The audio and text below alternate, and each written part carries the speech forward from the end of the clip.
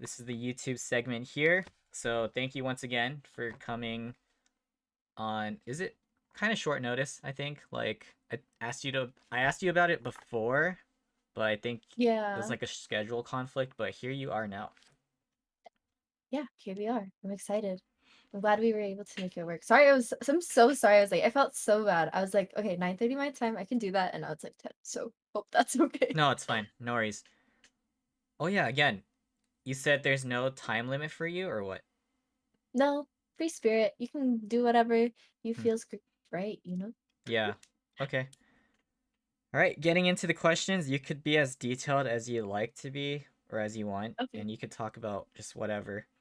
So let's start things off with you introducing yourself, and you could probably include some of your hobbies and interests. Oh God. I like prepared myself for your questions, but I didn't mentally prepare myself to answer. No, it's okay. Um, basically, so my full name is Lillian. People usually call me Lily or Lil. I live in Canada, specifically in the province Alberta, if that, you know, matters to you guys. I moved around quite a lot as a kid, so it's kind of nice to finally settle into one city. So that was cool. Hobbies, I would probably say probably playing games. This is like a new hobby. Like I didn't start gaming until like maybe like 2 years ago when my brother built my PC for me, and now I'm like super addicted to it. And then my friends are like, "Oh my God, why don't you try Twitch?" And then here I am, a couple years later. For sure. How would you describe your own personality? Um, I feel like people can already tell I'm very quiet. I'm like soft spoken. And I feel like I'm a very like timid, socially awkward person. But once you get me into like the right friend group or like the right group of people or environment, then I'm like super outgoing, super fun to be around. I would hope so. But yeah, that's kind of the person I am. So, how would you describe that kind of like on a scale of being an extrovert and introvert? Oh, I would definitely say I'm an introvert. Like, Hmm. for example, like if me and my cousin are going out to a party, she's the one that'll like physically bring me out, and then that's when I'm like, oh, okay, I guess I can be social. But other than that, I would say I'm an introvert. People think I'm an extrovert, but I'm definitely an introvert, which is surprising to me. Hmm. Yeah, All right. I guess we could start things off by talking about your childhood and your upbringing. So, feel free to sure. start from the very beginning, like when and where you were born and all of that, and just talk about your childhood. Childhood. All right. So, um, I guess my mom and my dad met in Edmonton. That's where I was born. And basically I grew up in like a very small town from there. Stayed there till like maybe like grade 7. I was like such a nerd back then too. Like if you look at my baby photos to me now, like I had these like oval Hello Kitty glasses, and like I literally looked like the biggest dork out there. Like it's so funny to look back at that. But yeah, so that's kind of where I grew up. And then eventually I moved to the city. I was there for about a year. I moved to Vancouver for a year, moved back to the city for another year, and now I'm here in Calgary. So yeah, a lot of moving. So that was really interesting. But I feel like I really established myself here in Calgary. Like I know the city really well. Like if you were to ask me something about it, I can tell you about it pretty well there. Same with high school. Yeah, I've only yeah, high school was like the only school where I didn't move, so that was kind of nice. I was able to stay grounded there. Met a lot of great people here. Um, yeah, I don't really know where I'm going with this. No, it's okay. You pretty much gave us like a quick rundown, like an overview. Yeah, it was just So, basically a lot of moving around, I would say. But now I'm here, and hmm. um, I would probably say like due to all of that, like I don't like to stay in the same place for very long. I think it's like weird to me. I feel like I would always want to be moving around and doing something. Like for example, like there's this like influencer that I'm like so obsessed with. But basically, what she does is she goes to like different cities and gets like an Airbnb there for like a month or however long she wants to stay there, and she just moves around for like forever. And I think that is so cool. Like that's probably something I would want to do. And I think it's probably because I did move around a lot. Yeah, personal experience. Yeah. So, what was your family like when you were a kid? Like your relationship with your parents, siblings? I would say we have a pretty good relationship overall. The reason we did move around a lot is just because like my parents aren't together anymore. So that was, I think, was like the big part of why I did move around a lot. So that was like definitely like a shift in like a different environment for all of us, I would say. But yeah, it definitely did bring me and my brothers closer. Like people look at me and my brothers and they're like, wow, you guys like never fight. You guys have a really good relationship. Like, Mm-hmm. so I'm like really glad that I can say I have a good relationship with my siblings. With my parents, I'm definitely closer with my mom. I live with my mom. And then I'll see my dad from like time to time with that as well. But other than that, like when we do see each other, I think it's like no time has passed. Like we just can jump right back into it, which I really admire as well. So Yeah. Are you the youngest in the family? no, I'm the oldest. Oh, you're the Um, oldest. Okay. yeah, which is like I don't know. I hate being the oldest. Okay, so we could talk about, I guess, specifics and kind of transition towards your school life. So, you've been in different areas. Can you talk Yeah. about how you felt your lifestyle was like in those areas as you moved around? Yeah, everything was so different everywhere I went. I would say in the small town, like I would say in my class, maybe like 15 people were in it, max 20. So it was like a very small group of friends, and definitely like I'm talking about like grade 1 to grade 7 is where I grew up in this one small town. Mm-hmm. So definitely then is like when people are still like figuring out who they are as a person. So it's like a lot of drama I would find, especially within a small town environment. So that was really interesting to see. Because when I moved to the city, I found people, it was like a completely um different experience. I was like almost amazed at like what people were wearing and like stuff. Like I found in the city people are very um they're very, what's the word? It's like they're very conscious of what they're doing and conscious of like what they're wearing or like what they're bringing to school and stuff like that. So that was like something that was completely new for me. Which is why when I say like I was like such a nerd in like grade 1 to 6, it's because like I in that like small like town zone, like nobody really cared like what you did or what like you wore. So I Mm-hmm. think that was like something that was so different compared to being in the city, which was really different. And then comparing like the two different cities between like Edmonton or Vancouver and Calgary, like I would say like moving from Vancouver and Calgary, I can see like they're very like it's like very diverse, which I really like. It's like very multicultural, and that's what I appreciated as well. Is that like people were able to merge with everybody. So I really liked like experiencing that. Mm-hmm. Because yeah, especially like in the small town I was in, we were like I'm only half Filipino, but we were the only like Filipino Filipino Asian family there. So it was like very different to like engage with other people because like we had like cultural day at school, and my mom would she made like leche flan for I don't know if you know what that is. I don't. um no, oh, it's like a Filipino dessert. So she made like leche flan. We brought taho. I think she brought like this other dish. I don't remember because it was like so long ago. Mm-hmm. But I remember all like the kids were like so amazed with it. They were like, "Oh, what is it? Like, what does that smell? What are you eating?" And I was like, almost like shocked that they were like, I was like, "What? You don't like this? Like, this is the best food I've ever eaten in my entire life." I was like so surprised. Yeah. Um, but then like let's say I bring it to like this school in like Calgary. People were like, "Oh my god, can I have a piece of that? Like that looks so good. I haven't had that in so long." So I would say that's like the two things that are completely different from growing in a small town to the city. And that's why I almost appreciate the city life a little bit more because people are almost like more welcoming, Yeah. which is cool. But yeah. Awesome. Awesome. So, your current place you're at now, that's like your favorite Mhm. place to live. No. Of I the would say Okay, go ahead. out of the three, Uh-huh. probably Vancouver is my favorite, just because like the scenery and just the people there, the food, everything's just better in Vancouver. But Hmm. Calgary is, I would say, is pretty close second. Like it's very homey. Like I do consider Calgary my home out of all of them. So yeah. Okay, okay. What was your like personality as a kid as compared to now?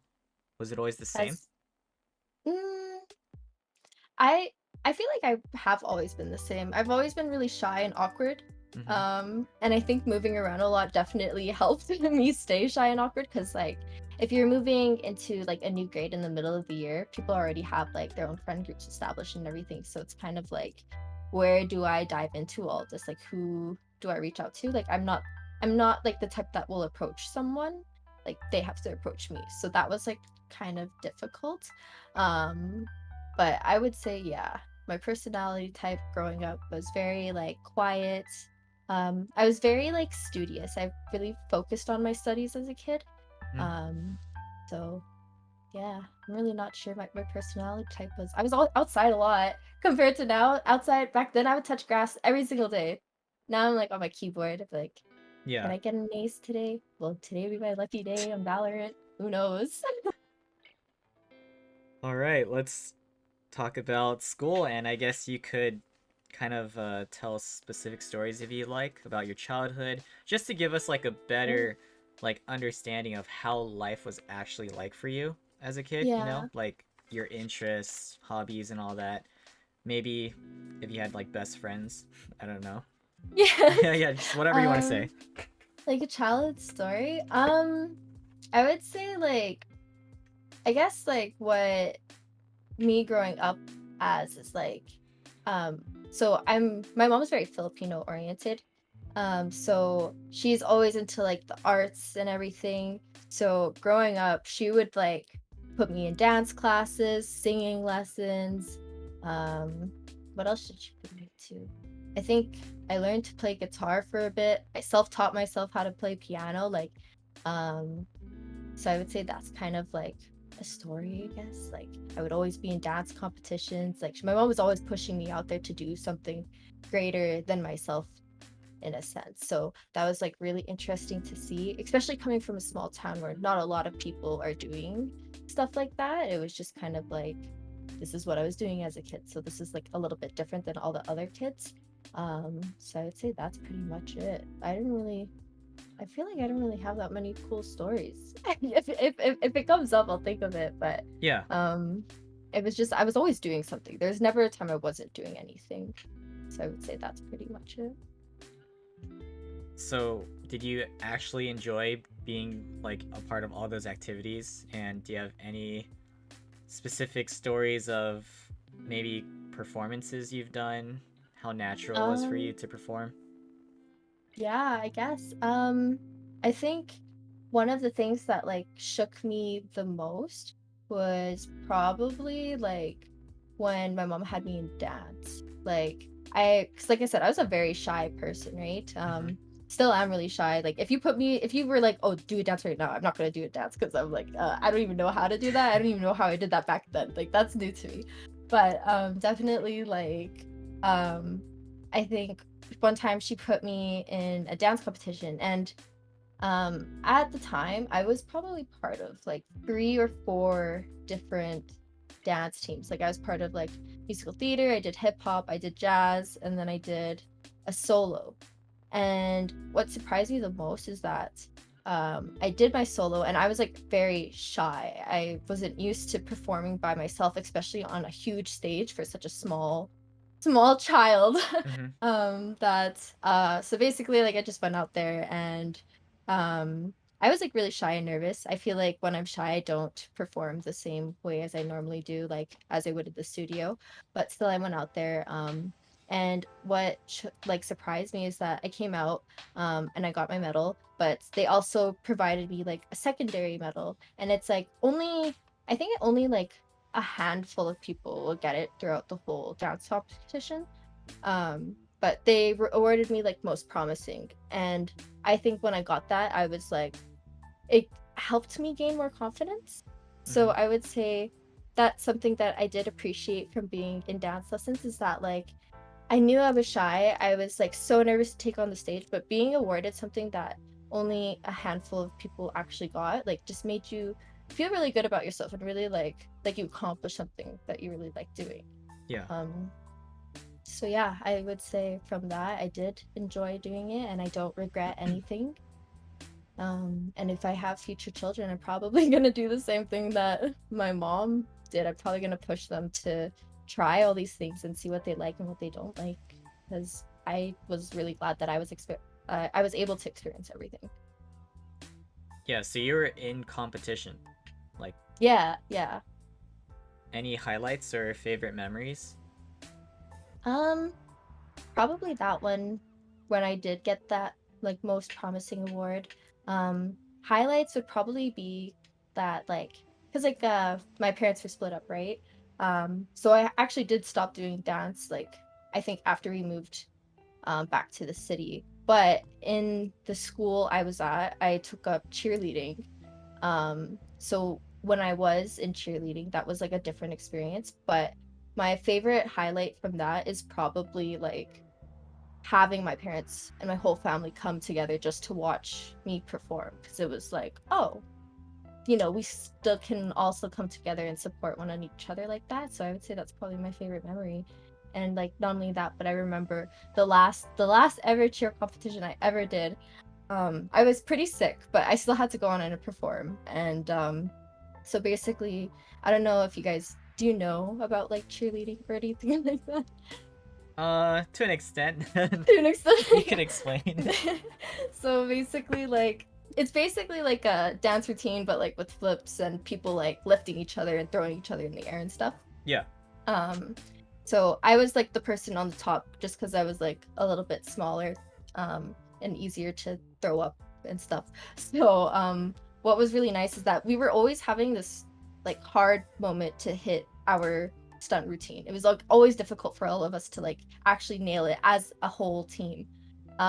But when we did that, like I was sick and I like told my team, I was like, hey, we're all gonna try our best. I'm super sick right now. Like I'm so sorry in advance. Like, I know we can do it, blah, blah, blah, all of this pep talk before we went on. And the whole team actually like hit the full routine. Like nobody fell, nobody like tumbled or anything. Like we all hit the routines, we all did our flips, we did whatever we needed to do, and we actually got like first place. At the competition, we were awarded silver, Mm-hmm. but then later they realized it was a mistake and we actually got awarded our first place. So we actually got a banner for it. So that was probably another one of my favorite memories. um all in all, being in a team, I guess. Wait, so how old were you when you did singing, dancing, piano, guitar, and cheering? I would say I probably started when I was like in grade maybe 4, 3 or Oh, I see. 4, like a Okay. really long time ago. Yeah, I didn't start cheerleading until I was like in grade 8 or 9 though. That was like something new, but that's kind of like the transition I did from dance to cheerleading. So that was something Mm-hmm. new for me. But yeah, I started at a really young age. Singing, I started. That wasn't a very long thing. That was a very short thing. I'm still like too shy to sing. But if you take me to karaoke, I will sing my heart out. Oh, But snap. Okay. but like basically like singing, I probably started that in like grade 6. Mm-hmm. But I don't hold me to that. I'm literally I cannot sing, but I'm doing it. Karaoke I will own. If you have a little bit of soju on the side, you know what? I'll take that mic from you. You know. For sure. All right. Um, so it's up to you if you want to talk about it. Do you want to kind of give us your thoughts of like your experience through the divorce? Yeah. I would say obviously it is really hard for anyone to like have their parents that were together for like almost their whole life just like split up, especially at a young age. I think I was in grade like 7 or 8 when that happened, and then that's when we started moving around a lot.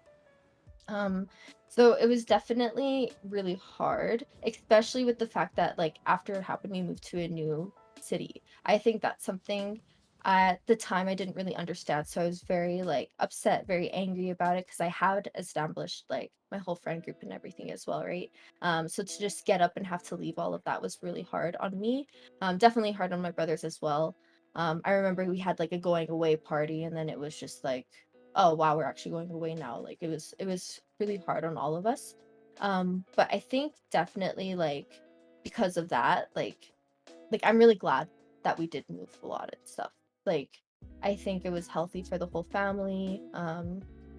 Moving around was really rough, but at the end of the day it was like this is who we are now because of it. Like we you can put us in a crowd and yeah, I'm probably me personally, I'll probably be awkward, but it's like I'm used to being surrounded by like people I don't know.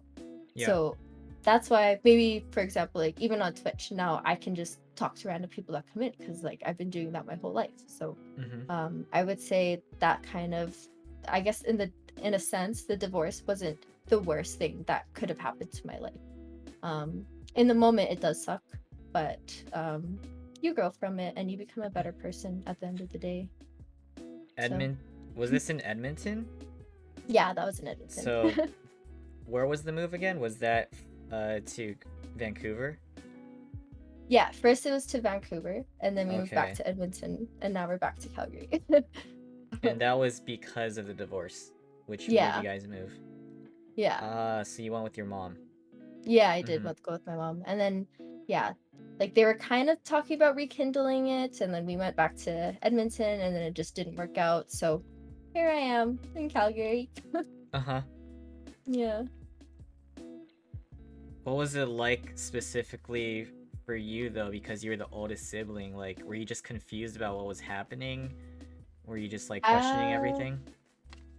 I wouldn't say I was confused.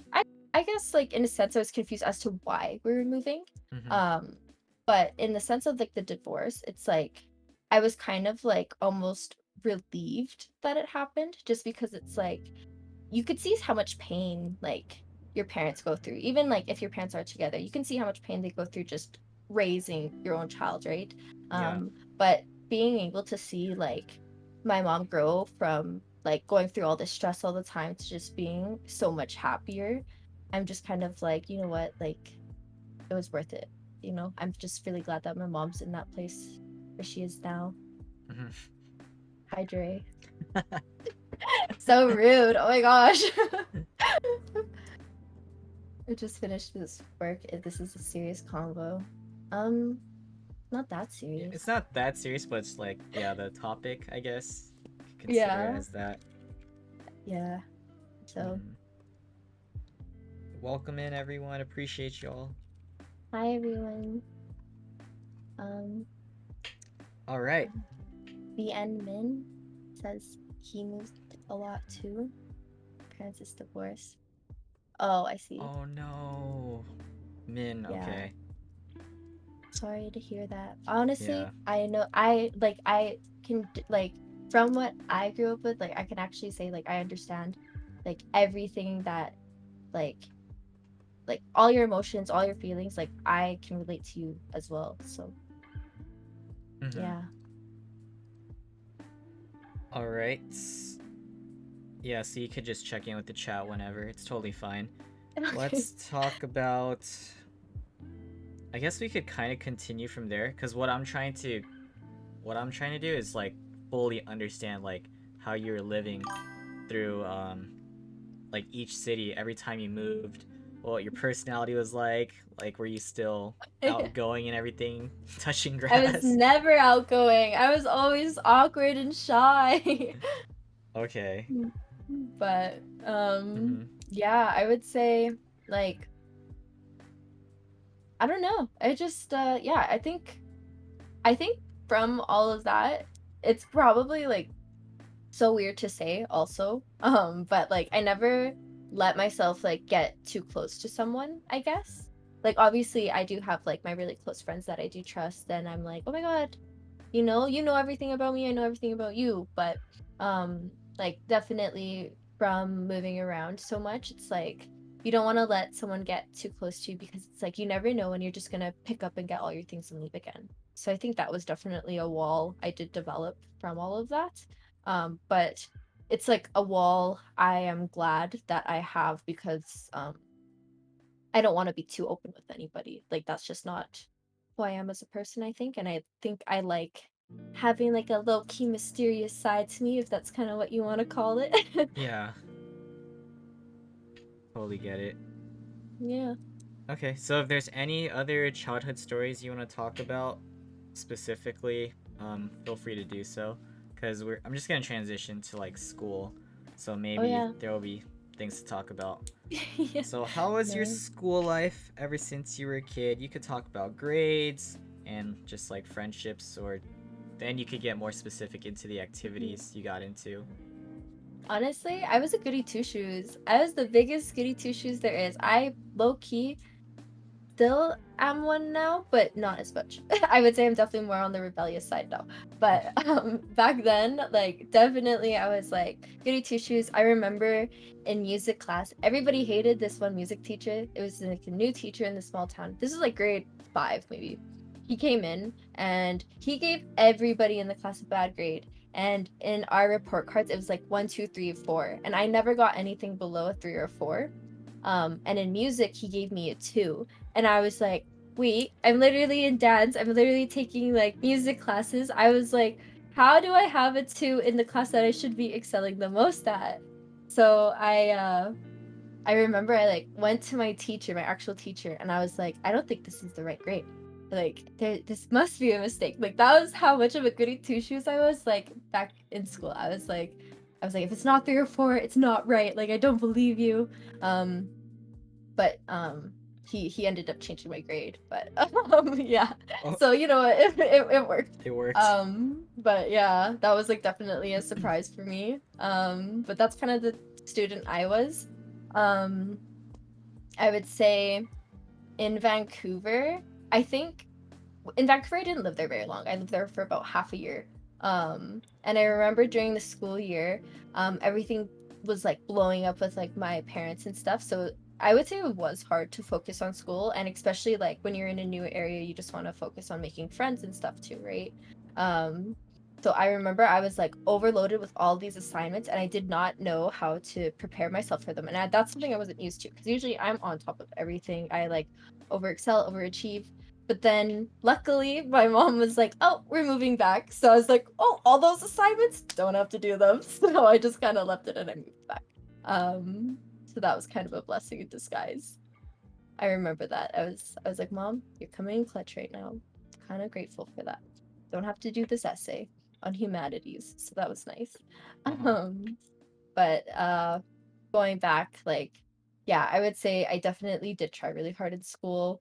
Um, I always wanted to get like at least like 75 and up. Like that's always my goal.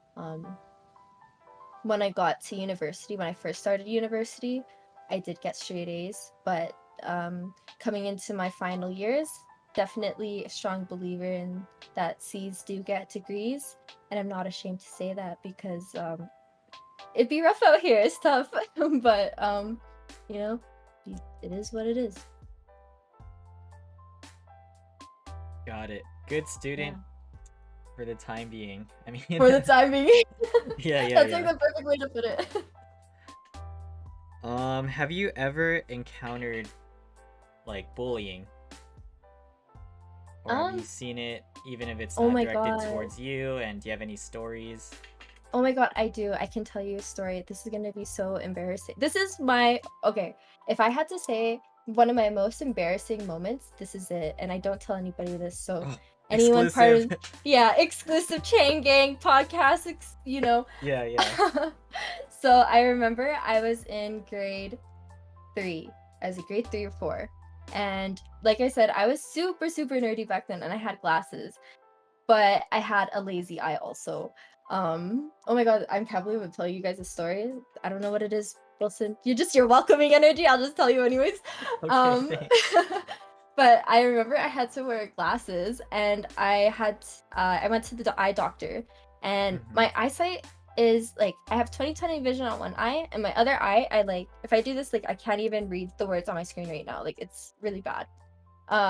So the eye doctor was like, "Oh, you have a lazy eye. To fix that, you should wear an eye patch." And I was like, "Oh God, I'm not wearing that to school." But my mom was like, "Your eye's never gonna get better if you don't do it, so you have to do it."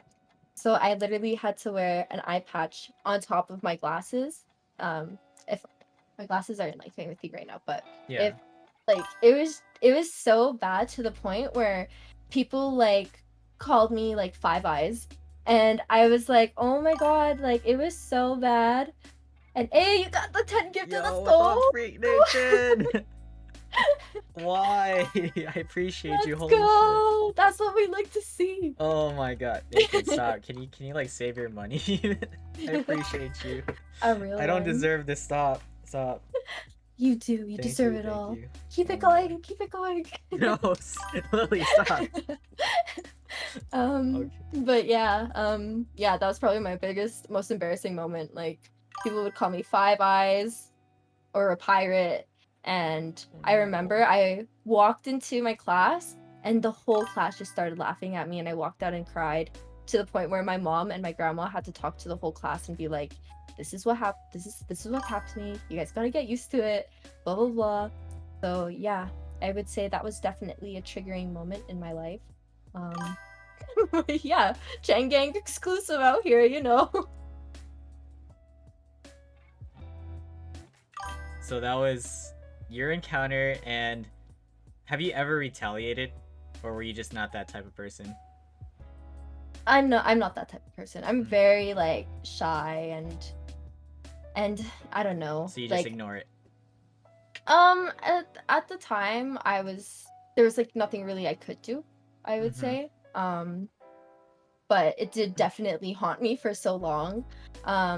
But I think like ever since like I moved to the city, I was like, oh, I never want that to happen to me again. Like I never want people to laugh at me. Like I was so self-conscious with myself.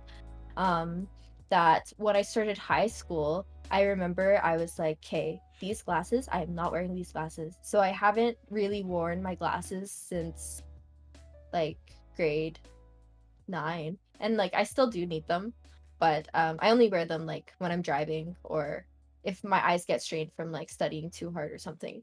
Mm-hmm. Um, so yeah, I would say that was definitely a turning point for me. But here we are. Yeah. But yeah, bullying's not cool, guys. Don't bully. It Mm-hmm. could really traumatize someone in their life. But yeah, I think also from that, like people say, I get it a lot, and I don't like saying it because like I don't want to come off as like self-conceited, but people are always like, oh, like sometimes you're like too nice. And like I don't necessarily think that's like a bad thing, just because it's like you never know what someone's going through, right? Like you never know like what's going on in their head and everything. Because like I think from like that moment, like when the whole class was like laughing at me, I was just kind of like oh my God, like I never want people to see like my face ever again. Like this is so embarrassing. Mm-hmm. But yeah, we are. All right. I guess we could continue along the way, transitioning to like the person you were in school. Aside from academics, like activities, and maybe if there's stories along the way, you could tell that. I guess we could go into middle school. That's when you started doing stuff, right? Middle school. Middle school, yeah, that's when I started trying to be more athletic. Like in like my junior high, I tried out for all the teams. I was on basketball, volleyball, cheerleading. What else did I do? I was on the badminton team. I was on track. I did literally everything. So that was definitely interesting. I always tried to stay like athletic and stuff. Um, I That's a don't know where lot. I'm going with this. Yeah, I was like, where else am I going with that? But yeah, on top of that, trying to be like athletic and all of that. Um, yeah. Let's talk about how you actually decided to get into all of those and your experiences for those. Um, okay. Why did Honestly, I don't know why I wanted to put myself through all of that. Now I think about going to the gym and I'm like, dude, I could just lay in bed. But back then, I was like, "No, I wanna be athletic, I wanna get out, I wanna be part of a team." And maybe it did have something to do with, like, the fact that I was new and I wanted to make friends. Hmm. Also, low key, part of the fact okay, I know in high school, for one, I really wanted to join the basketball team because I wanted a really cool sweatshirt from there, so I joined the basketball team, got that tracked sweatshirt, and you know what? Like, I still wear it when I go to sleep, pretty proud of that. But yeah, no, I think I wanted to join all the sports just because like I knew I had it in me. I wasn't like super super athletic, but I had fun. Like I enjoyed it. I think my favorite sport it was definitely cheerleading, but like if we're talking about like a sport where you actually like have to like work more as a team like right off the bat like you don't have a routine, I would say it's probably like basketball or rugby.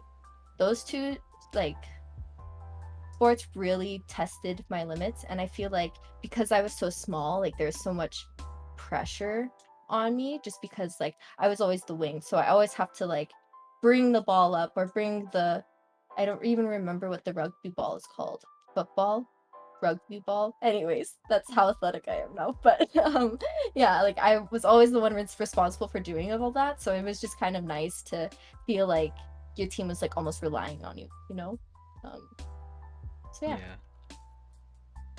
All right. So I guess I'll ask you specific things about those. So Sure. I'll go with the ones that you were like really into that you mentioned. Basketball.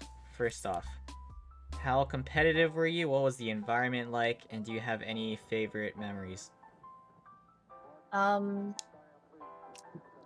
how competitive? I think I was pretty competitive, especially with basketball. Probably more competitive with volleyball than basketball. But with basketball, like it was like very like you had to be aggressive and that was something I wasn't used to. I'm not a very aggressive person, but I remember I'm so small that I was able to always get away with like anything. That like if the ball came to me and like someone would tower over me, it's automatically our team's ball, right? So it was pretty cool. My favorite moment was probably like I was a very fast kid. So it was probably when I was able to steal the ball from the other team and I like ran to like the net and I like was able to actually get a layup in and nobody was guarding me just because I was like that quick. So that was probably my favorite moment from my junior high basketball days. Um but yeah. But yeah, no, I am 5'3". I don't Oh, know if that's small. okay, okay. Oh my god, I just broke my nail. Oh no. Did you No. really? I did. Can you see it? No. Uh, I don't think I Pain. see it. Oh, you don't? Here, like, I'll show you. Do you see it now? This one. It's like this one here. Oh, I oh. like literally just snapped it. Oh my gosh, pain. Well, it is what it is. Are you the type to like take them all off after you break one? No, I go get it fixed right away. Ah, okay, okay. Just Yeah. wondering, just wondering. If it's So, yeah. so that's basketball. How'd you quit or get out of it? Um, well, in high school, I played basketball there too. Hmm. But it was a little bit different because I was also doing so I did cheerleading in a club outside of school and then I did I basketball see. in school. And with that, it was like my practices tended to overline with each other. And it got to the point where my cheerleading coach was literally like, okay, it's up to you to decide. Do you want to be on the cheerleading team or do you want to go play high school basketball? And cheerleading is a very like, people think it's like all fun and girly, but literally it is like, it can be mentally draining because of how the environment is. I would say it's like very like, are you in it or are you not in it, right? Like, Hmm. so obviously I was like, okay, well, obviously I'm joining this club for a reason. I want to maintain my position. I like being like the flyer and everything. Like I didn't want to lose that. So I definitely drove my focus more towards cheerleading, but I was still on the basketball team. But Yeah, since I haven't been like I was only able to make it to like one or two practices a week because of my cheerleading schedule. So I yeah. was obviously a lot more on the bench. So I would say that definitely like made me feel like unmotivated with basketball. Hmm. Um, so that's kind of when I drifted off with that and I just kind of put all my focus in cheerleading. So, Yeah. what position did you play in basketball? Um, I'm pretty sure. Okay, we called it ones and twos. I was a one and two. Yeah, so point guard, shooting guard. All right, for sure, Okay, for yeah, sure. that's what I say that, but then I always feel like it sounds wrong because I'm like, I can't shoot, but I can bring the ball up. That was me. Hmm. So, yeah, I wanted to say that, but I didn't want to get it wrong. No, But it's okay. It's okay. yeah. How good would you say you were back in school? Like For your basketball? team. Yeah, you individually and Oh, your team. me individually, I would say if I was more focused on it, I would say I'm pretty good. Um, like I can like cross you if I really wanted to, you know, Hmm. like doo-doosh. But Dude. doo-doosh.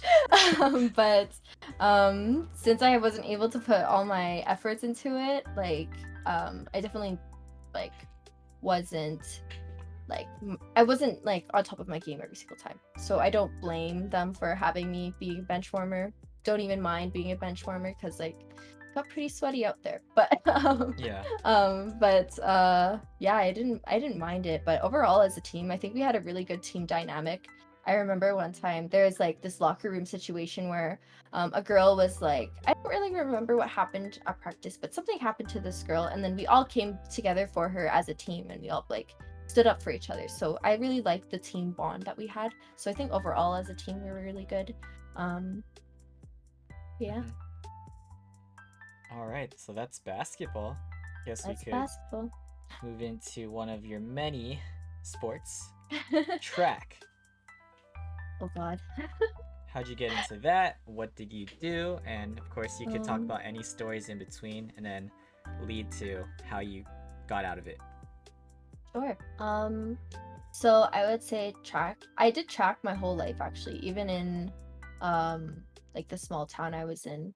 Uh but I was a long distance runner. I didn't really like doing short distance.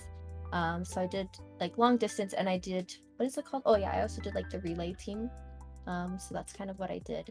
Um I remember long jump was also a really good one I excelled at too, just because like I feel like my legs are longer than my body, so it kind of worked in that sense. So that's also what I did. But I remember that like in the small town, like track and field was like kind of like a nice day because we would cancel the whole day of school just to focus on track events, and all students would participate in it as well, no matter what grade you were in. Um, so that's kind of like what drove me into it more. And then obviously, as I got older, I got more involved with like cross country because it was kind of similar to long distance running. Um, and then when I moved to Calgary and then I did track and field with the team here, I only did it for 1 year because I was like, oh, this is like so different from the other city I was from, right? So Hmm. I only did it for 1 year here, and then I realized like, oh, I didn't really enjoy it that much. Training like it was just not for me anymore at that point, just because it was like I would have to be at school by like 7 in the morning just to run through the hallways and only run through the hallways. And I was like, I don't really want to run through the hallway no more, you know? Like I would rather be running outside if given the option. I don't want to run back and forth in this little hallway doing 800 meters every single day. Um, so I just kind of stopped doing track, and I haven't done track since like grade 10. So yeah. Awesome, that's track. Hmm. You mentioned rugby as well, so you could Oh probably do yeah, the same thing. that was really fun. Rugby I did in junior high, so there's no tackling. It was like flag rugby. Uh Um, huh. that I really enjoyed just because like I was the wing, so I was always the last person to get the ball, and I was like supposed to book it. And I feel like that was a really fun challenge for me because I was like, you know, I'm fast as fuck, boy. You know Mm-hmm. that the little TikTok that was literally me. I was like, oh my god, they can't get me, they can't get me. So I was pretty proud of that. Um, but yeah, so rugby was really fun. I wanted to continue doing rugby in high school, but it was tackle in high school, and like I said, like Like if you compared myself to the girls that were actually in rugby, like they all had like very like muscular thighs. They were very like broad shoulder. Like they were able to take a hit. Like I knew for a fact I would not be able to take a hit. I'm a very fragile person. Like if I break a nail, I'm like, oh my god, right nail. Like literally, you just saw me like 10 minutes ago. So I really don't think I would be able to do good in tackle, unfortunately. But rugby was still a really fun game to play. When I did do like gym classes and stuff, and we were in like outdoor gym and stuff. We played rugby, so I still got to play a little bit of it there. And it was always really fun. So definitely miss doing that. Rugby days. Yeah. Andy asks, "What's your favorite shoes to run in?" So I guess this was directed to the track stuff, or Oh, maybe in general. It's up to you. in general. What's really funny is that like growing up, I like finances was really hard with my family. I wasn't spoiled at all. Like I everything I have now I work for. So back then when it came to shoes and stuff, like like every year it's like I would have to try to keep the same shoes. So I'd probably basically just do everything in runners. Like when people talked about, oh, you should get cleats or something like that, like I was like, oh, it's out of our budget. I don't think we can do that. So that was kind of something different for us. So I did everything in runners. And that's probably why I don't know that much about like what it's a good running shoe to even run in now at this point. I just kind of like go to the store and I'm like, you know, like, what's a nice shoe I can do this activity in? And they're like, this one. I'm like, cool, I'll take it. So you give them. Yeah, I just wanted to help the other team out, you know? Yeah. Didn't wanna like go too fast on them. Didn't want to break any hearts out there. Oh yeah, yeah, yeah. All right. There's also volleyball. Yeah, volleyball was so fun. I think that was probably like my most favorite one. Volleyball in high school was like very competitive. Like there's people part of clubs in volleyball when I moved to Calgary at least. So volleyball I was like, oh, okay, I don't think I can compete with like these people when I went to the tryouts. Like it was really rough. But when I did do it, I did it for all like up till like grade 9, I would say. And it was like so fun. It was what position was I? Surprisingly, I was like the power position. I was short. That was like kind of like my in our team we had like a slogan. It was like, and mine was like not too short to spike because I was the shortest on the team, but I was still the one that had to be like the power hitter to get it over the net and like dive it down. Um so I think that was my volleyball life. But yeah, really fun. I think oh my god, okay, this is a story I have. I Yeah. remember we were at our championship game and I was the one serving. And I tend to have a very deep serve. And so, you know, like the court lines and stuff, Yeah. I can always get it directly on the line and it would be in. But then when it went in, the other team's coaches called it out, even though my coaches were like, no, it was in. But it was not our home game. It was it was our away game. It was their home game. So they called it out, but it was in. And Like the we refs? yeah, I was so What? mad about. I was so mad about. I was like, I literally saw it was in the back corner. No one could have got it. And it was just that one point we needed to win the game, and they called it out, and I was like, "Are you serious?" And our whole team was so frustrated because everybody was like, "It was in." The parents were like, "It was in." Like we were like, What do you not see that we see?" But yeah, so basically because of that, we instead of being able to go for like first or second, we got placed third, and we were like, "No." So sad. Wait, you But lost that game because of that? yeah, just because they wanted to like do a faulty call, so it was Ooh. it was pain. We all talked about it for so long after that too. We were like, it was in. Like why? So so painful. That's pain in life. Yeah. Yeah. All right, you could continue with I guess volleyball, how you got out of it, and anything else. How I got out? Oh, basically, I tried out in high school. I didn't make the team. So I stopped. Oh, So that's basically it. I see, I see. Yeah. Was there Um, anything else that I missed aside from cheerleading? Because I'm sure that's like a whole other topic. um, no, I think that's pretty much it. All right, Yeah. tell us about cheerleading. Um, so like yeah, I used to like dance my whole life, just because my mom put me in dance. So I think that's kind of like what helped me drive into cheerleading, and plus like, all those movies Bring It On and stuff. I'm like, oh my God, I'm so obsessed with that. I want to be part of that forever. So I tried out for the cheerleading team. I ended up making it. And then I was like the flyer, so I was always like the person on top and stuff. Uh, I was always the one getting thrown around, the one they get to experiment with. Mm-hmm. Honestly, it was pretty rough because as you advance into higher levels, it gets really tough, and you get thrown higher and stuff. So I had to take like all of like the abuse. Like I fell on the floor. I remember one time, like we were doing an extension. So that's like when you go all the way up, like everybody's hands are like extended all the way. Um, and they dropped me. So I fell and I literally landed on my ribs from so high up that like I was like winded and I was like, I can't breathe. And that was probably like the biggest pain ever. Mm-hmm. Um, and then I went to the hospital that night because I thought I broke my elbow, but I didn't break my elbow. It was fine. It was just like a minor sprain. But yeah, got through it. Yeah. But cheerleading was definitely the deadliest sport. And I would say, like, a lot of people don't think cheerleading is a sport, but for me, I think it's one of the most dangerous sports. I think at the time I was in it, it was ranked number 2 for being the most dangerous sport in the world. And that's just because in swimming, you drown.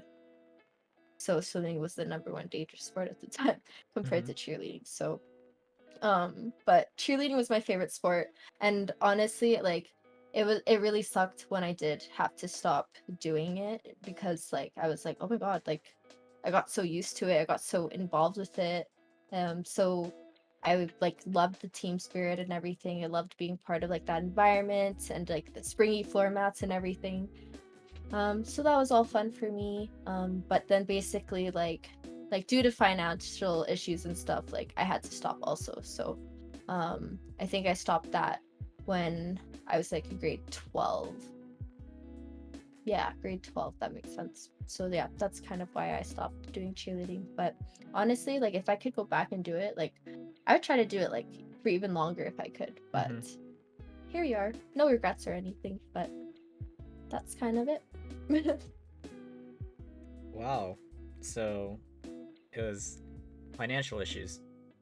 Yeah, basically. So Mm-hmm. that's kind of it. It did really suck because I was like, oh my God, no, I want to go back. But cheerleading is really expensive. Like you you need to like for example, one time we did a competition in Vancouver. So you have to pay to like fly out there, you have to pay for your hotel, you have to pay to go into the competition, your shoes, like all of that. So um yeah, really expensive. But honestly, like I think the year I stopped cheerleading was the year we did the overseas competition in Vancouver, and that was like a really good experience. And yeah. Mm-hmm. Asian just came in for the first time. Welcome in. Asked, Hi. basically asked, what's on your table? I do have a bow on my table and it lights up. I can show you. Let me just Show and awkwardly tell. scoot here. I'm wearing a crop top, so I'm gonna just dive into You're you good. like You're this. good. um, but yeah, this is my bow. If you guys wanted to know, I like it when people ask me about it. Is it facing the right way? And then it lights up too. Whoa. So that's pretty much it. Wait. Oh, does it change colors? No, it doesn't. But I have a whale that changes colors when you tap it, but my bow doesn't. But um, yeah. And yes, it is a Hello Kitty blanket. Thank you for Yeah. noticing. That's actually my obsession. I have Hello Kitty everything. Like literally like I have it everywhere I go. And My the background. panels too. Yeah, my Which panels are panels? Hello Kitty. Yeah. My desktop wallpaper is Hello Kitty right now. Mm-hmm. have Hello Kitty lip balm right here. Like, that is my guilty pleasure. Yeah, we can talk about that briefly. How'd you get into Hello Kitty and how did it Um, become like an almost obsession? it is an obsession. Okay, Um, I didn't wanna just say that out of it's okay. You can just say call it straight up addiction. I have like in my desktop, or no, not my desktop, my tower, like my PC tower, there's literally a Hello Kitty figurine in it too. It's like really cute. But yeah, basically I think my mom just grew up on Hello Kitty. Like I grew up on Hello Kitty and Sailor Moon. Like right now my mouse pad is Sailor Moon too. Like anything Hello Kitty and Sailor Moon I'm just like super into. That's pretty much it. I don't know. There's not much more to it. Hi, Trez.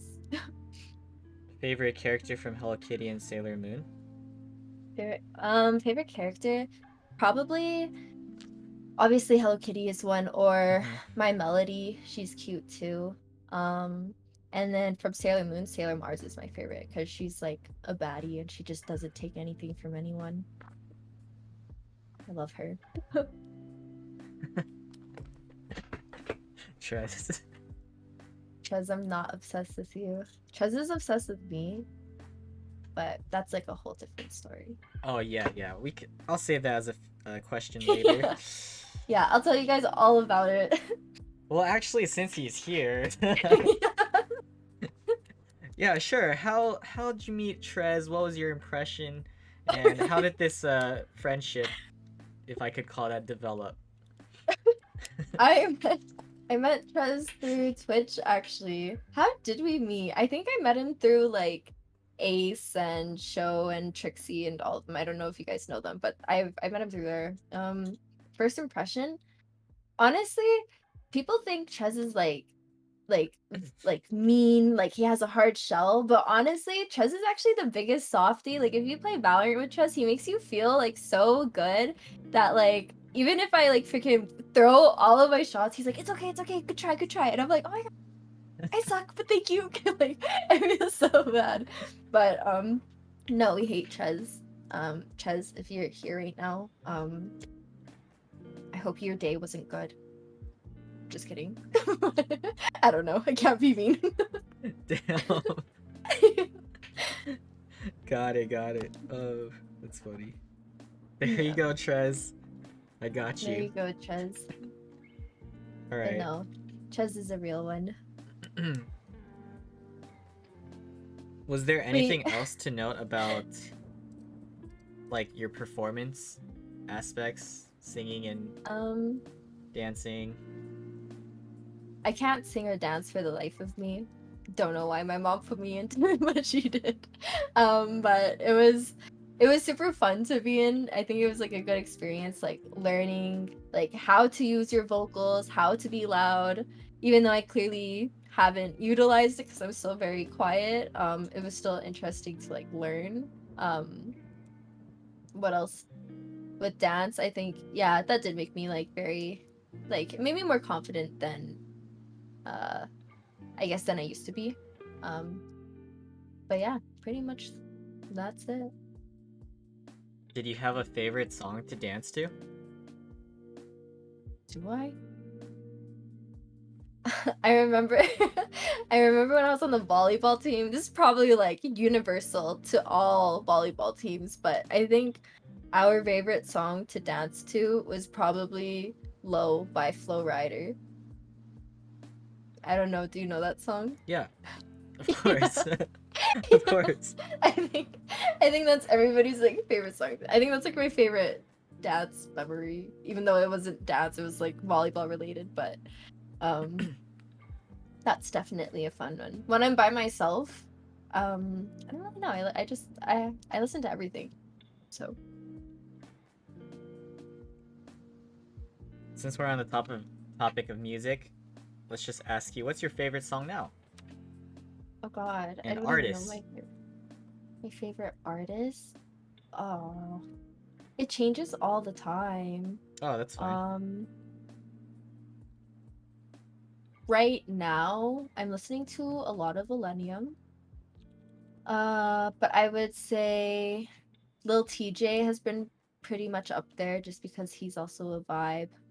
Um, who else have I been really into? Saweetie, obviously. Um, yeah, I don't know. I think I'm more into like hip hop and R&B rather than EDM, Mm-hmm. but just yeah, I think just because I came back from like that 3 day rave, I've been listening to a lot of Illenium because I just saw them. But usually on my off days, I listen to a lot of like hip hop and R&B. That's like definitely my go-to. So Yeah. yeah, We could talk about that too later. yeah. The event you just had. What's your favorite song to sing? Since you do sing when you know, have soju karaoke. Oh my god, my favorite song to sing, like anything. But if I'm by myself, I would say Vienna by Billy Joel. Um, it sounds like it wouldn't be a fun song to sing, but that song is like the best song ever. Like it's just a good vibe song. Mm-hmm. Um, yeah. Awesome. Let's transition to your college experience for academics and school. Ooh, okay. Um, so like I said in the beginning, like my in the first year of college, goody goody, like straight A's. I was like, oh my gosh, if I don't get a 4.0, I'm gonna be so stressed. Um, now I'm just kind of like, I think like definitely with COVID, like I realized how burnt out I was, so I'm definitely more laid back now. I'm like, you know what, I will get to the end of the finish line. Doesn't matter how long it takes, I will get there. But yeah, I was a tryhard when it came to school. Like I remember in my first couple of years of university, I was juggling part-time job, and then I was doing, what did I do? I was like, yeah, I was doing a part-time job in my first year and then doing like 5 classes. So that was like really tiring. But the most tiring is probably a year or two ago. No, before the year before COVID happened. I was working 3 jobs and I was doing 4 classes, and I was like busting my butt everywhere I went. Like I had no time for anything and I really wanted to get a good grade, and I worked so hard that I was actually able to get like a scholarship at the end of that, and I think that's probably like one of my most proudest moments in university. And then after that, it just kind of went downhill because I was like, wow, I can't do anything I want to achieve my mindset to do, and I was like, good enough. So here I am. So you're still in school currently? Yeah, I'm still in school. I have about a year and a half left. Depending on if I want to change my major or not, though. So what's your current major and how long have you been in that school? So I've been in this school. I've been to 2 different universities. My first university I only went to for a year. I realized that school wasn't for me, so I transferred to this one. I'm not Mm-hmm. gonna say which one. Yeah, yeah. But so I'm at this university. This is like my third year here. And honestly, I really like it so far. It's very chill. It's laid back. It's just a vibe. Are you okay with saying your major? Oh yeah, sorry, I totally No, forgot to no, say. no. It's okay. It's okay. Yeah, so I'm majoring in accounting and I'm minoring in like computer information systems. Um, but I think if kind of like enjoying kind of like the computer science route, so I might want to change my major to that and then change my minor to accounting. But either way, I have like a backup plan. Um, or I might just even double major if I really want to. But yeah. Mm-hmm. What are your current thoughts about accounting? At first, like I loved accounting. I was like debits on the left, credit on the right. Like I was able to freaking Mm-hmm. balance like a balance sheet, no problem. Do your trial balance, do whatever you needed me to do. But after getting to higher level accounting, I'm just kind of like especially with COVID too. I think after like I cooled down and I realized, wow, like I never actually took a lot of time to like appreciate life or just take time for myself. I was kind of like, you know what? Like maybe like a 9 to 5 isn't for me. Like Mm-hmm. maybe I want to like try doing other things. So um yeah, that's kind of how I feel about accounting now. Like I think I still want to finish my degree. Like I'm so close to being done it, Yeah. but yeah, it's just kind of like it just seems like too much work, you know? Like I don't want to be stuck doing a 9 to 5 forever. But yeah, What's the most difficult class you've taken so far? difficult class. Mm-hmm. Hmm, what was the most difficult class? I would say it's probably accounting. Higher level accounting is just it's it's not math. It's like you need to know where the number came from or where to put the number, and that's what's like the most confusing about all of it, especially learning from it like in an online environment. You don't really get to like see it, or I feel like you're not as engaged as you used to be. So that's probably like the hardest class for me. Mm-hmm. But yeah. Yeah, I'm only asking because I also went to school for accounting, so Yeah. I could definitely relate to Yeah, certain things. how did you feel about accounting? Oh, I hate it for sure. Yeah. So So, you see where I'm coming from, where I'm like, I don't know if it's for me anymore. yeah, it's okay. We don't have to talk about that. All right. So I guess my follow-up question kind of goes back a little bit. How'd you decide to get into that major to begin with, and the schools that you selected? Are those like your dream schools, or the second one at least? Um, no, it's not my dream school. This is gonna sound really bad, but I really wanted to go back to school in Vancouver just because like I like really enjoyed Vancouver. Like I said, that was like my favorite place to live out of everywhere I lived at. But Yeah. what was like really discouraging was that like when I was in high school, my prof literally like not my prof, my TA was like, "Oh, if you apply, you're never gonna make it there." So I just kind of gave up on that. And I really wish like I didn't listen to that because like I feel like if I was able to work 3 jobs and maintain like and get a scholarship at the same time, I feel like I would have been able to do it. I would have been able to do anything. But because of that, that was like discouraging. So I chose a school that was further away first from where I'm currently living, just because I was moving around a lot. I didn't want to Hmm. stay in the city, so I wanted to try something new. I wanted to live on my own, and then I realized that school wasn't for me, so I moved back to the city. And um, I do enjoy the school I'm at. Like I wouldn't, I want to finish my degree here, so I feel comfortable here, and that's kind of like why I wanted to stay. How was the experience living on your own? It was great. Hmm. Honestly, 10 out of 10. I would recommend everybody should live on their own on some point, or even like just take a year away from home. I think that's something that like you learn so much. Like you really learn like how to take care of yourself, like and all of that. Like you go through all these stresses on your own, and I recommend it. I don't know. It was great. I miss living on my own. I wish I could continue living on my own, but it's definitely more beneficial to stay at home. So here I am at home. Yeah. All right. Talking about the cities you've been in, right? Hmm. So Edmonton, Calgary, Vancouver. How would you kind of describe it to us, like the difference? Because I mean, some of us are not even from Canada, you know? Yeah. How would Yeah, you explain it? like the difference between the city or the provinces, Yeah, yeah. or How would you okay. compare the places and the people and all of that?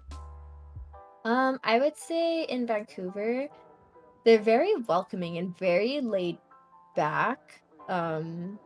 Like just something about the atmosphere there. Like you can go to the beach anytime you want. You can go downtown and just kind of walk around, and it's just people respect that. Like even like with the whole masks thing, it's like you don't really hear too much from Vancouver in regards to that. Like people are just very respectful there, which I really liked. Whereas in Alberta, like I feel like if you're not from Alberta and you live in Canada, you hear all about Alberta and what's going on in it. And it's yeah, it's like I don't know. Alberta, I just feel like depending on the group you're in, like I know with my group of friends, like we all have the same values, we all have the same interests, but not necessarily everybody else does. Like I feel like people's mentalities do collide. But I would say out of all the places I've been to in Alberta, Calgary is definitely one of the best, cleanest places to be in. If you're gonna go vacation somewhere in Alberta, I would say go to Calgary. I recommend it.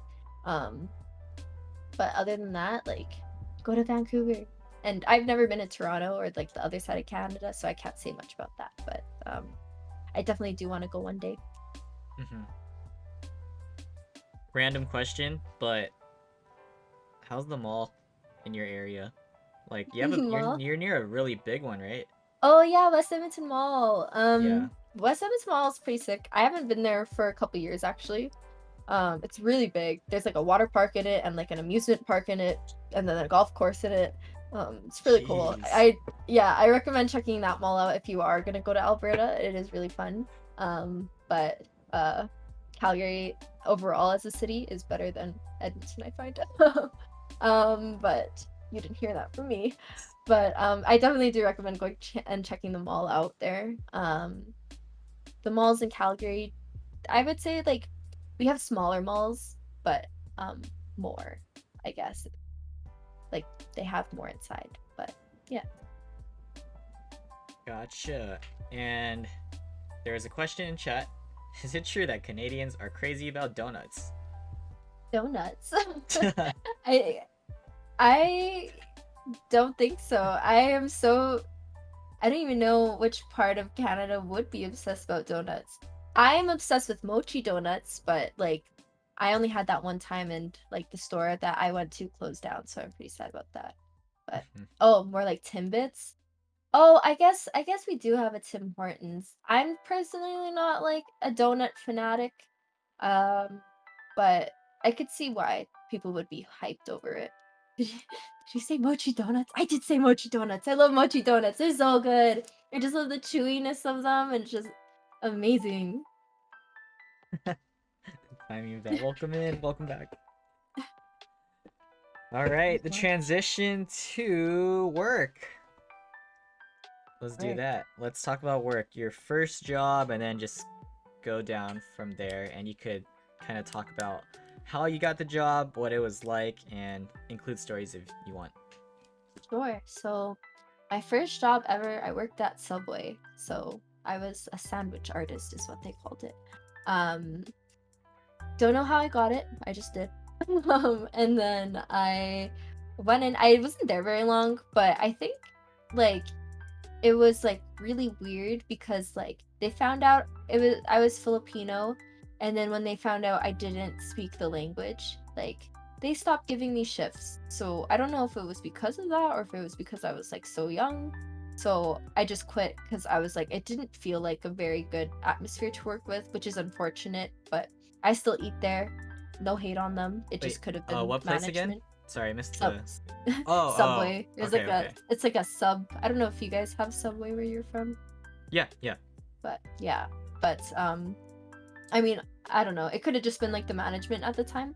But Mm-hmm. yeah, so I worked there for a couple months, and then I worked at a retail store, and that one I worked at like it was like a mall applying day. So I walked in, there's a booth, I applied, gave me an interview, or no, she was like, "Hey, I want to give you an interview on the spot." Got the job, and then I worked retail like ever since up until I would say a year ago, 2 years ago, 2 years ago. Mm-hmm. Um, but honestly, now I'm working like for another university that I don't attend, but I just work there. I do data entry. Um, and after working like a job outside of retail, I can say like retail definitely will overwork you um for like your position. I find like they want you to do everything, whereas when you get into like a different like role, like you do less, I feel like. So yeah, retail was rough for me, I could just say. And I also think that's just because like I tend to overwork myself. Like I want to prove myself that I'm a hard worker, so I like tend to go above and beyond even when I don't need to. And then when you do more work, they want you to do more work. So yeah. Do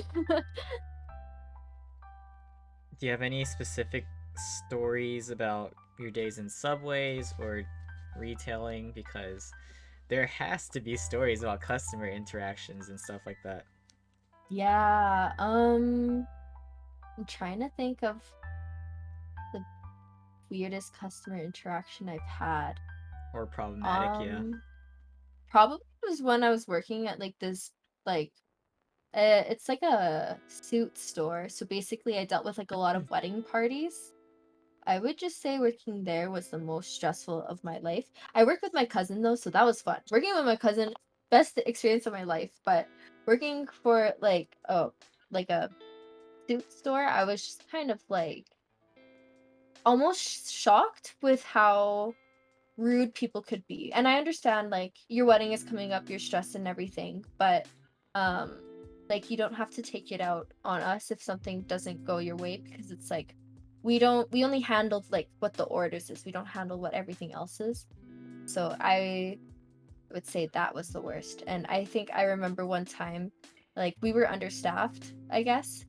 So I was working by myself and I had a huge wedding party come in. It was like a group of like 5 or 6 different guys, and I'm like very quiet, and these guys came in and they were all drinking, they're trying on all the stuff, they made the biggest mess in the store. Mm-hmm. And like they would go into the back and like try on all these stuff that they weren't even supposed to do, and I was like, I can't really say anything about it because like first of all, I'm a girl, right? I'm a small young female surrounded by all these guys that are much older than me, much taller, much bigger than me. So it wasn't like a concern for respect. It was also a concern for like my own safety Mm-hmm. almost at the time, just because like, you know, 5 big men are drinking at the time. You don't know what can happen, right? Yeah. So I was just kind of like staying timid to myself, and then obviously I did have to tell like my managers what happened and stuff. And then at the end of it all, when all of their stuff came in, like they did try to like cause a commotion, they tried to get like a bigger discount and everything, but since I had previously told my manager like what already happened when they came down, like it was fine. And I like they were like, okay, we already knew that this was going to happen, this was expected, so I was able to at least like prevent something worse from happening just by like going up to them and saying that. But yeah, I would say like customer service is so hard to do, especially if it's like you're on your own and all by yourself with like a big group of people. Mm-hmm. But yeah. So that's one of the stories. Yeah. Yeah. um yeah, I would just yeah, I think working in like the wedding store like had like a lot of the worst. And I think what's even more the worst is that like we also do like graduations and stuff too. Mm-hmm. So I remember like me and my cousin, we were working together, and then it was like this grad parent, like his mom came in, and she was like so picky about her son's suit. But these suits are only rentals. It's not like you're buying the suit. They're just a rental for a day. Um but this her son's pant wouldn't be even. So me and my cousin would go back and forth trying, because like we had to some alterations we had to do on our own. So we would try to like sew it and make it even by ourselves, Mm-hmm. but it would just keep like being uneven. So we got to the point where she was so mad at us. She was so frustrated with us. She's like, why aren't they even? So we actually ended up having to measure her son's leg, and both of his legs were 2 different lengths. And then that's when we were like, oh my gosh, it's not our fault. Like, and how are we supposed to know that, right? Like, Yeah. it was like something like as big as like this. It was literally like that big. It's like you wouldn't have noticed, but she was just very nitpicky. So I Uh-huh. would say like high school graduate moms are just they like so stressful. Like so So stressful with them. stressful. Yeah. Oh man, both of these stories are from that one place. Yeah, that one place really put me through the most, like honestly. Mm-hmm. Like stress and stuff. But yeah, so much pain, trauma built character though, so it's fine. So how'd you transition from that? Like get out to do the um university job? so my friend actually had a connection. So I feel like everything in life is all about networking. Mm-hmm. Um so she had her family member there. They had an opening and she asked me, she's like, "Hey, you should submit your resume and try working for them. I think you'd be a good fit." And I was like, "Oh my god, thanks." So I applied, got the job, and I've been there ever since. Nice. How do you like it right Yeah. now?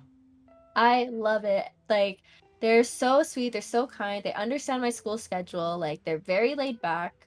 Um, that's why I definitely think like retail jobs work you way harder than you need to do. And it's like if I need a day off, my job now will give me the day off. They'll be like, "Oh yeah, no problem. Do what you need to do." But in retail, it's like, "Oh, you need to let them know like it like a month in advance. Like sometimes you might not even be able to get your day off. Like Jeez. it just makes no sense to me. So yeah, here I am. Just glad to be out. Yeah, so you're just here in the meantime, like while you're in school, right? So this is a part-time job? Yeah, it's a part-time job. Mm-hmm. But if like they were to like offer me like a full-time position, I would not even mind. I would take that full-time position. Okay, so Bandy redeemed Hydrate for you specifically. Oh, so sweet. Oh my gosh, thank you. I And, have a Slurpee right now. I can go get water though if you want. and Sleeping Ass, is bagged milk a thing in your area? Is bagged milk a thing? No. People ask me that all the time, but it's not. I think it's the other side of Canada that does bagged milk, but I don't know exactly where and when. Mhm. Does that basically summarize your work life, Yeah, I you'd would say say? so. I would say like I do like when I'm in a job I do work really, really hard. I try my best to, but obviously like you will get burnt out. Mm-hmm. Um and that's I think going into a job like if like your upper management, that's something like you have to understand like people do get tired, people do get burnt out, and you have to like respect your employees and like appreciate them and like know that like a retail job is not going to be like their life forever. So they Mm-hmm. need to know like you have outside priorities as well. Um because like if I'm working a minimum wage job when I'm juggling school on the side and I'm just supposed to be folding clothes all day, like it doesn't need to be a bigger deal than it already is, you know? Like I just think that's something they have to understand. Some managers do get it. Like I worked at a retail place that I loved and I stayed there for quite a while. Best managers ever there. But some others I'm just like, oh my gosh, why is this such a big deal if I don't fold this shirt right or this scarf right, you know? Like so stressful. Mm-hmm. Awesome. We could transition away from work now. This is kind of going back because I forgot to ask these relative to like cheerleading. Hmm. So, have you sustained any other physical injuries Any other physical injuries? other than that time you landed on your ribs? Yeah. Um. Oh, I broke my pinky toe. Oh, from what? So in cheerleading, I don't. It's like I think it's called the scorpion. So basically, like you have to lift your leg behind your head and pull it up, and you're standing on one leg. But I was like doing that in my room because I had to like practice stretching and stuff. But then I hit my toe on my floorboard, and then I broke my pinky toe, and I went into my cheerleading class, and I was like, oh my gosh, my pinky toe really hurts. And she looked at it, and she's like, yeah, your toe's broken. So Mm-hmm. that's about it. Or my Um, wrists. I have really bad wrists. But yeah. yay, raid! Thanks for the raid, guys. Tina! Thank you so much for the And raid. let's go. Okay, so Lily, last time I was doing a podcast, Tina Mhm. rated me, and I was not Oh, trying to be rude. I was like, Tina, you yeah. always rated me. I feel bad. You should like make friends or something by rating other people. Yeah. And she was like, Oh, oh hell no. All right, I'm never gonna raid you again. oh. And then I'll yeah, give Tina a follow. She a real one. That's so sweet of her to just raid you. I'll follow her. and I was just That like, is. that's not what I meant. I want you to succeed on Twitch, okay? So go out there. But I So appreciate sweet. Tina so much. I Yeah, feel that was bad so because I cute. never get to raid Tina because I stream later, you know? Oh, but yeah, Dad, thank you so much for the follow. Appreciate everyone that stopped by. AV is one of Tina's mods that got peer pressured to sub because he was a mod that didn't sub to her. I thought that was funny. I Dark already is back love the though. community. Yeah. Guys, definitely follow Tina, alright? New streamer, we gotta support each other. He a baddie too. I can already see. Oh, cutie. Alright. So other than going back to cheerleading, I'm assuming you're not afraid of heights, huh? Actually, I am afraid of heights. Oh That's like the funny shoot. thing. Yeah, I remember I would go hiking with my family, and if there's like a bridge, I am terrified. Not so much anymore. I think I outgrew that. Mm-hmm.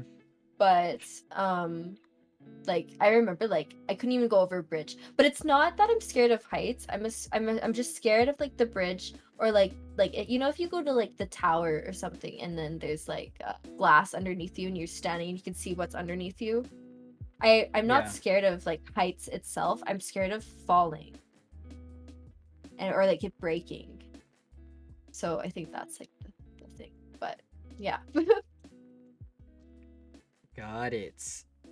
And my last one I forgot to ask, what do you want people to know about cheerleading? Since you mentioned that, oh, people think it's not a sport and all that, right? So what would you Yeah. say to give clarity or like to open people's eyes about cheerleading? Honestly, out of all the sports I did, cheerleading is number one by far the hardest sport I've ever had to do. Your stamina has to be up, your strength has to be up. I would say even to this might be like controversial to some of you basketball junkies in the chat, but no, cheerleading is even harder than basketball. Just gonna put that out there. Just because it's like strength and stamina. Like you're literally lifting someone up, throwing them, and then all of a sudden you have to go and try to do a flip on your own with the stamina you already have. And then not only that, you have to like complete your whole routine as well and put 100% of your whole energy into it. So cheerleading is definitely the hardest sport out there. And not only that, but like I have gained way more injuries in cheerleading alone than I have in any other sport as well. Mm-hmm. Um, so yeah, it's definitely rough, and I feel like everybody should try it. It's definitely not gonna be for everybody. They're probably gonna Mm-hmm. be like, oh no, it's a girly sport. But no, like when guys do the sport, they own it. Like I think guys are like so like they can really like be capable like of doing like their own stunts and everything. So it's like really impressive when I do see guys go into it and everything. Um, but yeah, Mm-hmm. will you love my nail? Because it's broken. It's just broken. It's so sad. All right. Here we go. Transitioning to a different topic right now. Let's All talk right. about relationships and possible heartbreaks. Oh no, here we go. Let's start from the beginning. So you can talk about anything. It could be actual relationships, crushes, best friends type of thing. But yeah, let's take it back to whenever the first one was and um, go from there. all right. Like I said, I was a goody two shoes back then. Mm-hmm. So first crush was probably like if I was in grade 6. And I remember like my mom was always like, "Oh, you're not allowed to date boys, blah blah blah blah." And I was a goody two shoes, right? So I remember this boy asked me out, and I literally said to him, I was like, let me ask my mom first. And so I Like went just out of home. nowhere, he asked you, or did you know the guy? I knew him. I knew him. We Okay. were like really good friends, and like I could tell we did like have some type of like elementary connection or whatever. But I remember I was like, this is new territory for me. My best friend at the time, she's like, go for it, just date him. Who cares what your mom says? And I was like, oh my gosh, no, I can't lie to my parent like that. So I went to my mom. I was like, this boy asked me out. Can I date him? And she was like, no, you can't date him. And I was like, okay. So I went to him the next day and I was like, yeah, no, my mom said no, I can't date you. And he was like, oh, okay. And then that was the end of our little thing. But hey, Sriracha, thanks for the 5 subs. Let's Why? go. Why? Thank you so much. Hey, yo. I We'd appreciate love you, to see but it. stop. You've subbed so much for no reason. I just want your friendship, alright? I don't. That's all I want. Wolves Angel, welcome to the Ooh, stream. let's go. Gotcha. Alright, go ahead. You could continue from there. So that was grade Um, 6. yeah, I would say that was like grade 5 or 6. Mm-hmm. So yeah, turned him down because my mom said no. Yeah.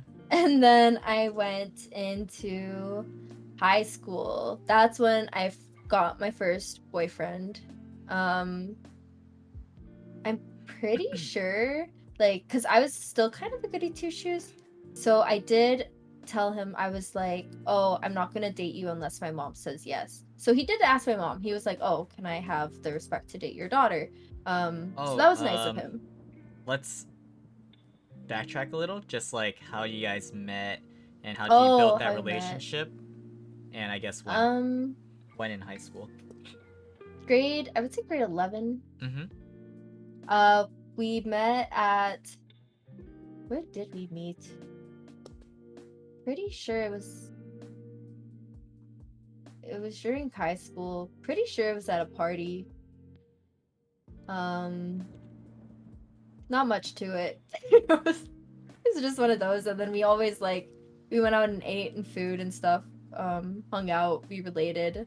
Um, pretty much it. Not much to say about that guy, so Oh, yeah, you that's know, fine. Yeah. he's just we don't talk about him, but we can talk about him for the sake of the podcast. But no, in high school he was quite a character. Yeah.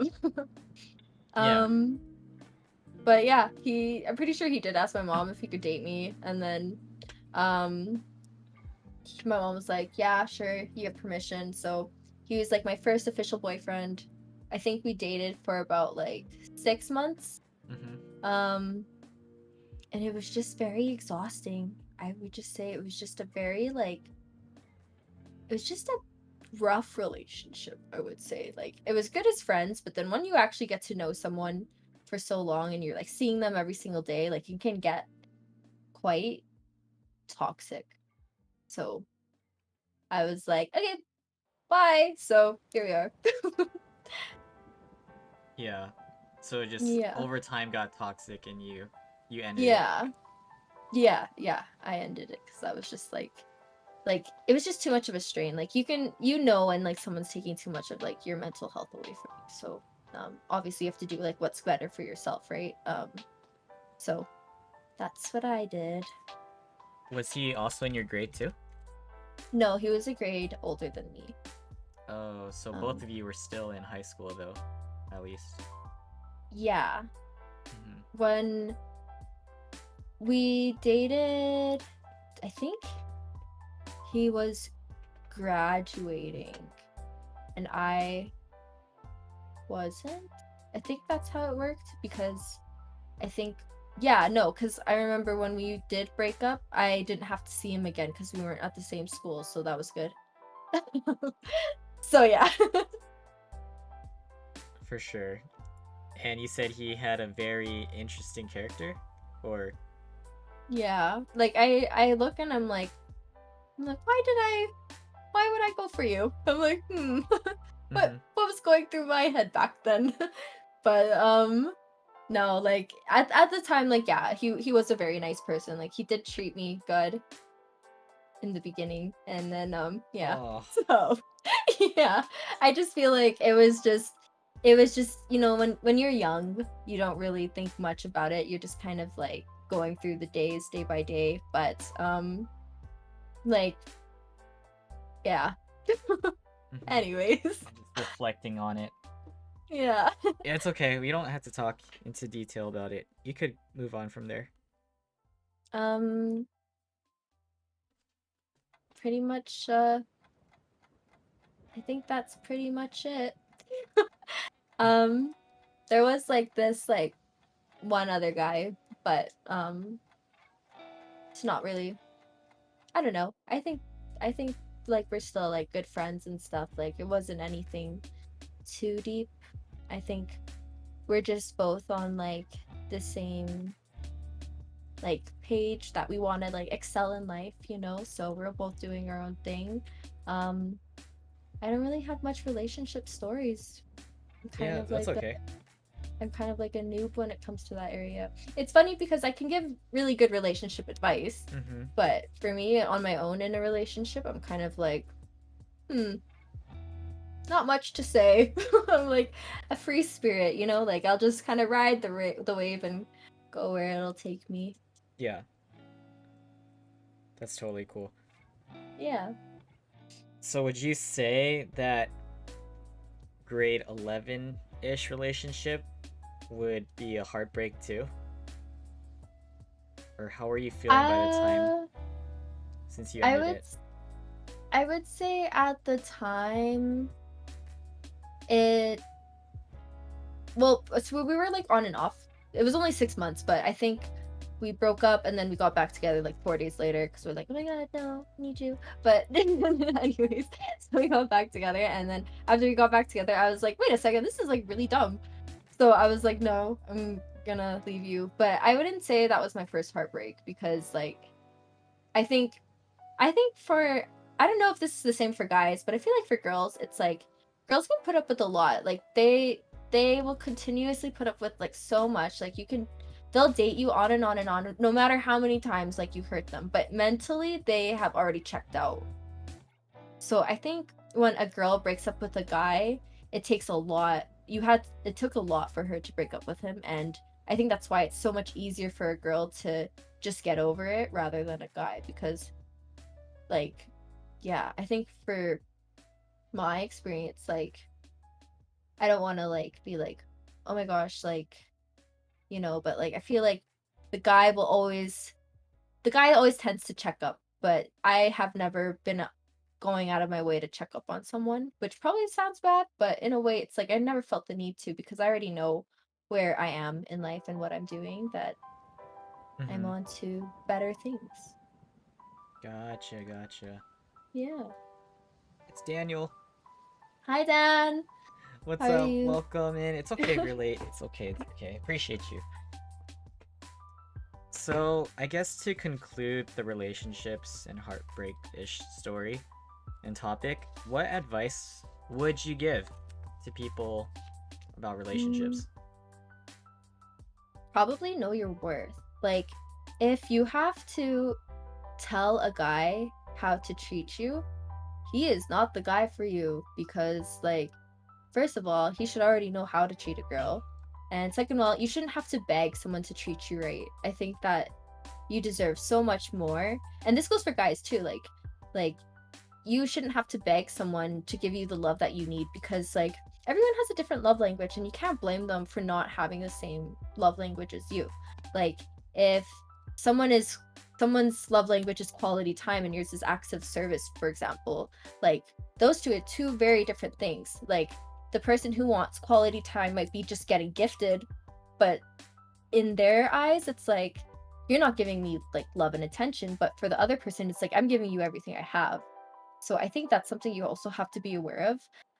Like it's not your fault if something doesn't work out because there is always going to be something like meant for you that is like better for you, you know? Mm-hmm. So just know your worth and never settle. Never settle. That's probably the biggest thing. Never settle because you deserve so much more. And if you are thinking that you deserve more, then you know you deserve more. I think that's pretty much it. Nice. There you go. Yep. Relationship advice with Lil.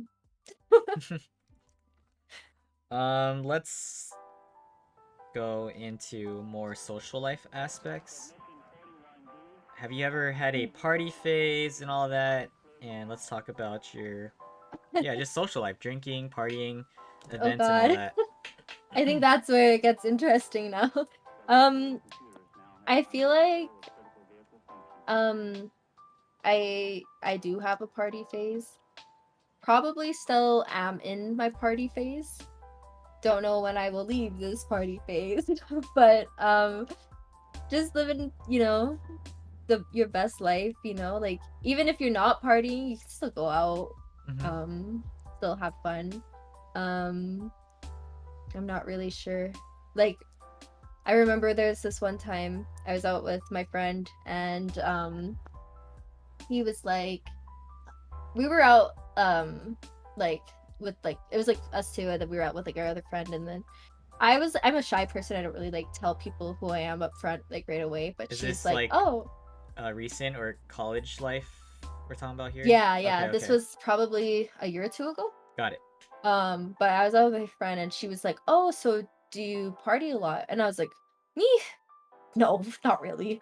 And then my friend was like, "Bro," he's like, "You're literally out every single weekend. Like, why are you hiding it?" And I was like, "Do I say party girl then? I'm like, I don't know. But I think people definitely portray me as like a party person, Okay. but it's not like I'm gonna be like the root of it all, you know? I'm just there for a good time, basically. I just like to have a good time whenever I can. So Yeah.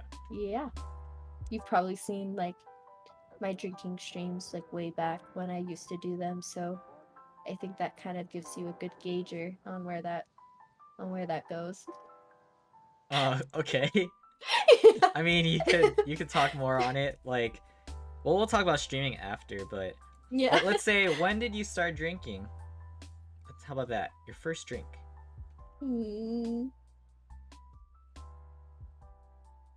Definitely in high school. Mm-hmm. uh yeah, it was, I would say, yeah, 17. Yeah. And it was actually when I started dating my first boyfriend. Um that's when I started drinking and partying and rebelling almost, and sneaking around from like my mom, and I'm like, oh, I'm just gonna be at a sleepover party, when really it's like I can't even see out of my eyes right now. Like it was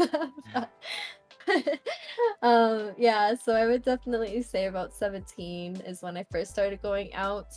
um and then I would say I didn't start like maturing with partying until like maybe when I went away for college. That's when I was like more aware of like my intake, not like my intake, but like my surroundings and how I wanted to portray myself. Um, but yeah. Any particular stories you want to talk about? Fun experiences from partying, crazy things, wildest things you've seen? Mm, I have so many stories. I could talk about like my most recent trip. My Okay. favorite memory of our partying, we drank like almost every single day, pretty Mm-hmm. much every single day. And I think after, so we went to Izu, which is like a rave. After day 2, we were still awake. So we were in New York, and we actually took a speaker and we just like went down Times Square. We were blasting music, having the time of our lives. People would see us and they would like they would be like, hey, let's go, like we were literally like trying to make everybody party. And we went into like this pizza parlor, because like over there in New York, like you can buy pizza for $1. It's like crazy, it's $1 and it's so good. But anyways, you're in this pizza shop and we're still blasting music, our sunglasses are on, and we're like obviously drunk, and we're just like ordering pizza, and we're like, hey, let's go pizza. And I would say that's probably my favorite party memory. um, Other than that, when I'm drunk, I tend to go on adventures a lot. So if you're stuck with me and it's like we're one on one, I'm probably gonna drag you out somewhere you don't even know where you're gonna be going. I remember I was with my friend at this one party and we Mm-hmm. didn't have shoes on. And it was like this house, and it was like the back of a field. And I was like, oh my God, we should go see what's beyond that hill. And so we just kept walking and walking and walking, and it was like a construction site. And we just kept walking until like there's like no more road, and we couldn't even see like where we were, and it was like this back road. So I'm pretty sure we did walk almost like outside of our city, but then we had to like actually call like a friend to come pick us up, because that's how far we walked with no shoes on, and we were just really drunk, and then we had to drive all the way back. So that was a really fun memory for me. I just like to go on adventures. And then obviously when we came back, we just played more beer pong and kept the party going. And it was like 6 a.m. So that was fun. Jeez. Yeah. How'd you plan that? Did you go with people from your area? So it was someone's birthday.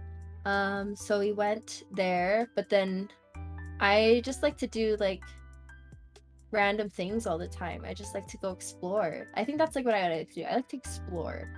So I just kind of was like, oh my God, we're walking. And we just kept walking. And then the next day I wake up, I have like bruises all over my leg from like climbing these hills and like rocky terrain. And it was fun, but it was worth it. And the view was really pretty. I have pictures of the sunset from that day, Mm-hmm. or no, the sunrise that day too. So it was fun. So to describe yourself, like the type of drinker you are, you would say you're like the adventurous one? Uh, I guess so. It's funny because if I drink with my cousin, she will definitely say there's like different levels to my, Yeah, you. my drinking. Yeah. Um, like there's I think when you reach like second or third phase me, that's like when I'm like, we're turning this party up even harder than you guys have ever went in your entire lives. And Oh, that's like the dang. part where people are like, no, I want to sleep, and I'm like, no, you're not sleeping. So that's kind of, yeah. Yeah. That's you. Got it. Yeah. It's like I'm very quiet, but when you get me drinking, it's like I'm gonna make sure everybody's lit as to the best of my ability. Like you're drinking with me. I'll call you a cab. It'll be fun. Something flipped. Yeah, it's like who is she? Why is she like this? Are you like a big drinker? Like you could intake a lot? um, I I would say that I can definitely handle myself a lot better than other people. Mm-hmm. Um, or even stay on the same level as a lot of people. Like people don't like I I don't know. It's like really I'm a weird drinker. It's like I can get tipsy really easily, but to get me drunk, that takes a lot. Yeah. So, yeah. Gotcha. What's your favorite and least favorite drinks? Or like, what do you like? Oh my god, I love a red sangria. That is my favorite go-to order just because it's like sweet and there's fruit in it, so it's like really good. Um and then what I don't like to drink is probably rum. I hate rum. Rum is really gross. Um It's anything dark, I would say. I would say I would if I had to choose, I would probably choose vodka or tequila. And Hennessy I'll drink too. Hennessy's pretty good too. But that's like the only dark liquor I'll drink. Do you remember which drink was your first? Uh it was I'm pretty sure it was a tequila shot. Mm-hmm. Yeah. But I remember the first time I drank, like I didn't get like drunk just because like I was like I don't really know like who I'm with at this party, and this is like with my first like boyfriend ever, so I was like I just want to make sure like I'm safe and I don't embarrass myself. Um so I kept it pretty cool. Mm-hmm. But yeah.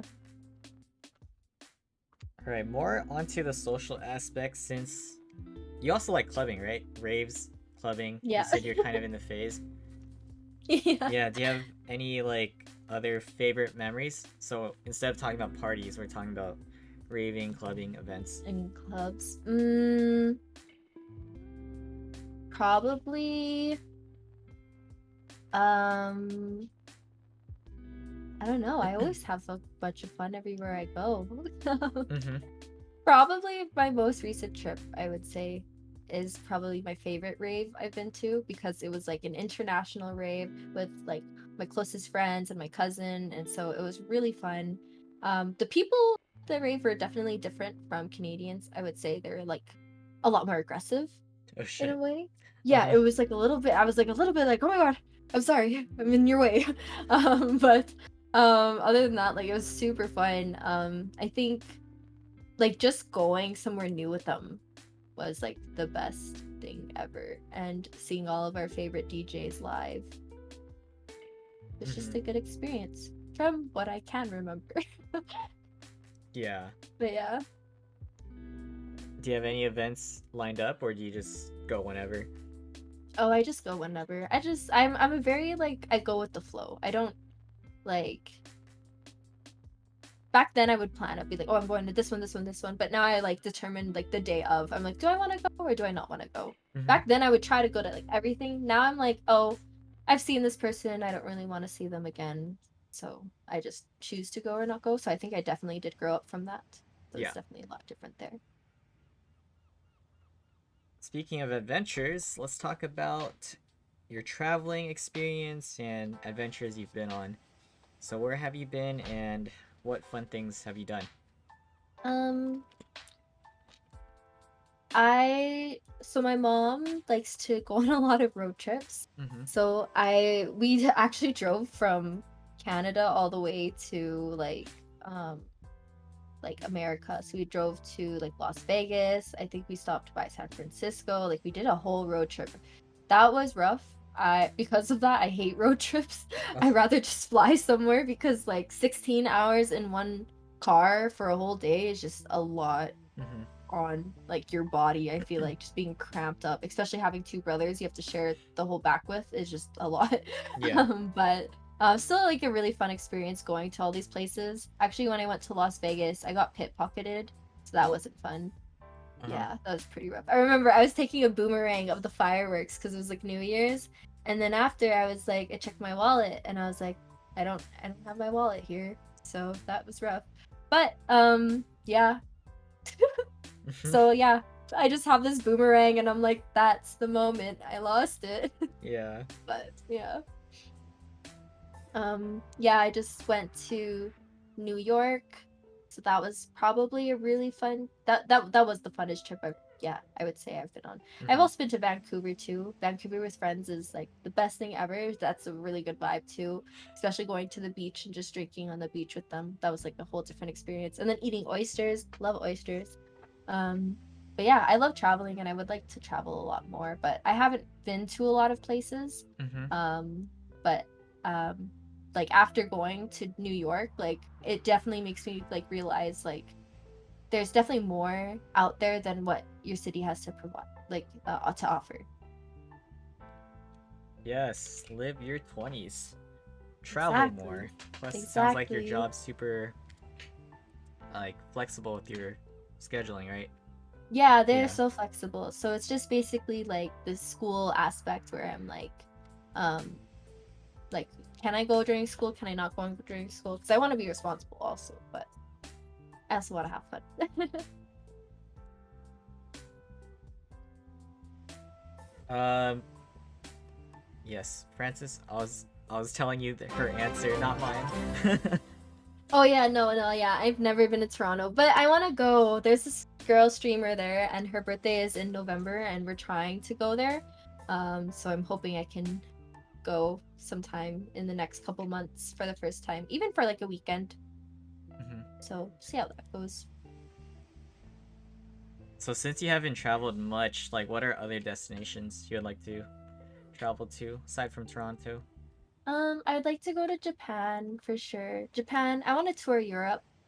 And then I would like to go. Where else would I like? I would like to see Korea too. Japan, Europe, Korea. I would like to go to Toronto. Um, and maybe different parts of the states as well. I don't know what are like big parts. I've been to LA. LA was really nice and fun. So I would like to go to LA, but maybe with friends. And I would like to go back to the Philippines as well, just because I went to the Philippines with family, which was fun. Yeah. But I feel like when you go with family, it's not the same because you don't really get to do exactly what you want to do. You always kind of have to follow their itinerary.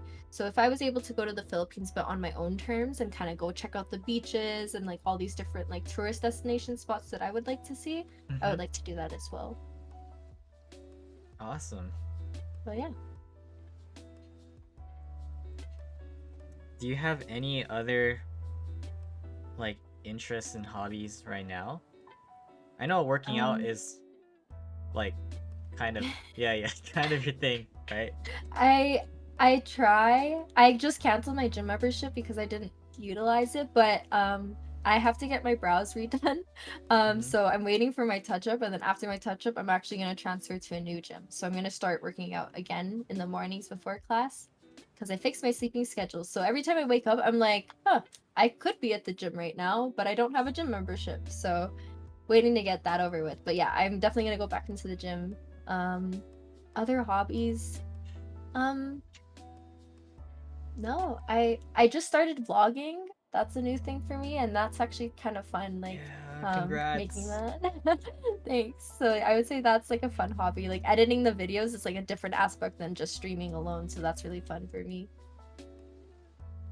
We'll talk more about that in just a bit. Yeah. Okay.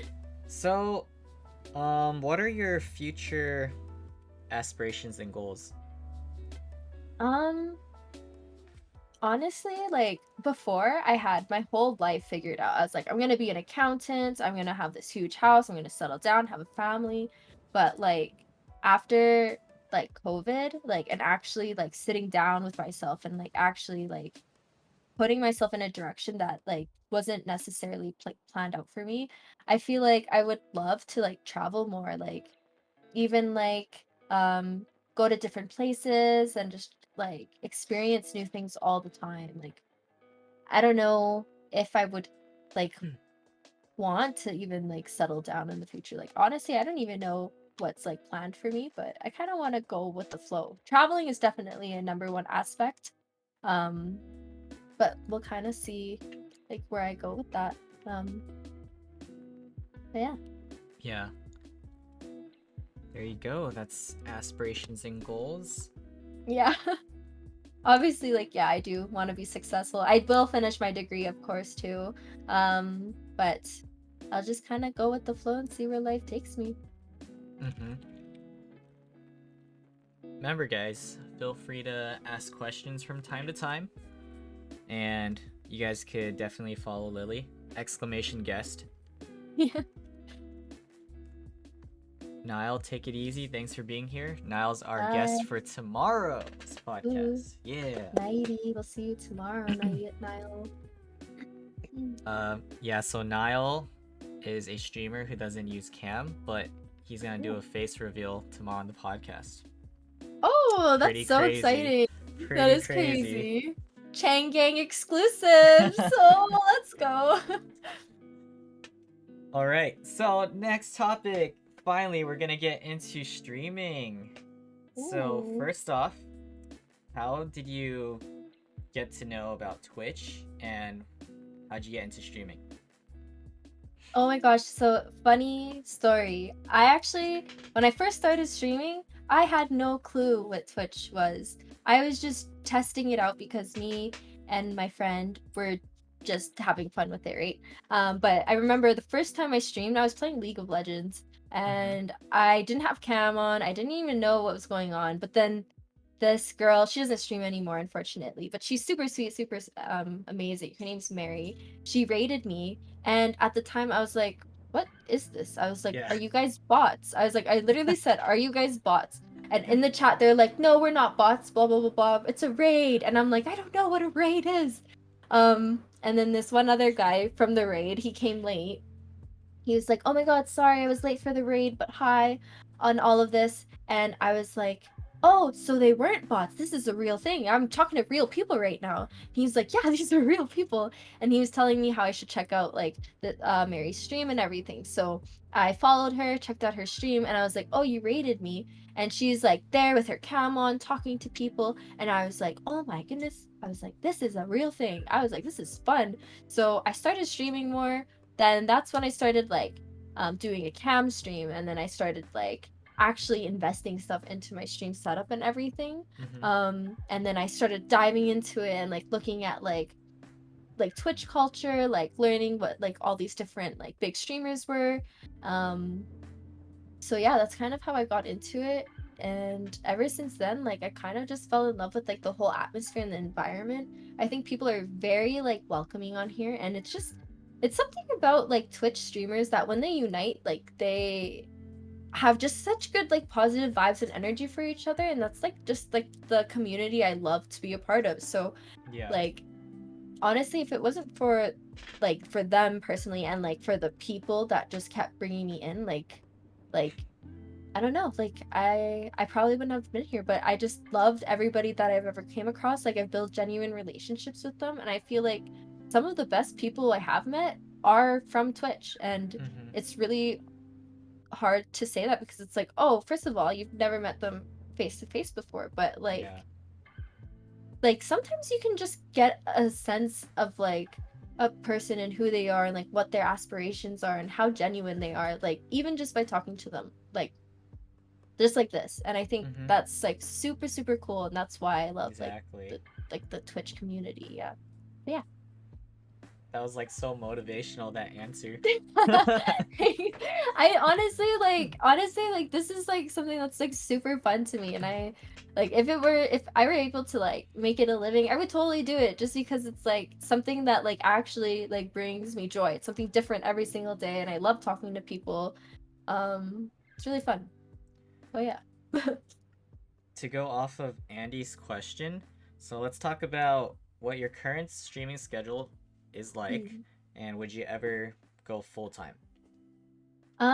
Right now it's kind of all over the place just because like school and work, and obviously you have to prioritize real life, just because it's like your bills aren't gonna get paid like on their own, right?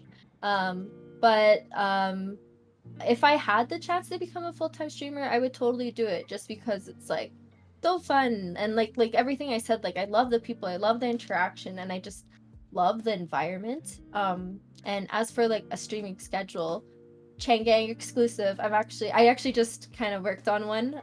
So I'm hoping to stream like Sunday to Thursday now, with Wednesdays being a maybe, just because on Wednesdays I have class till 10 p.m., so that's kind of like really late for me. But I will be streaming like consistently, like Monday, Tuesday, and Thursday, and then like Sundays I'll do my best for sure. Sometimes priorities come in, but yeah, so that's a new stream schedule I just made.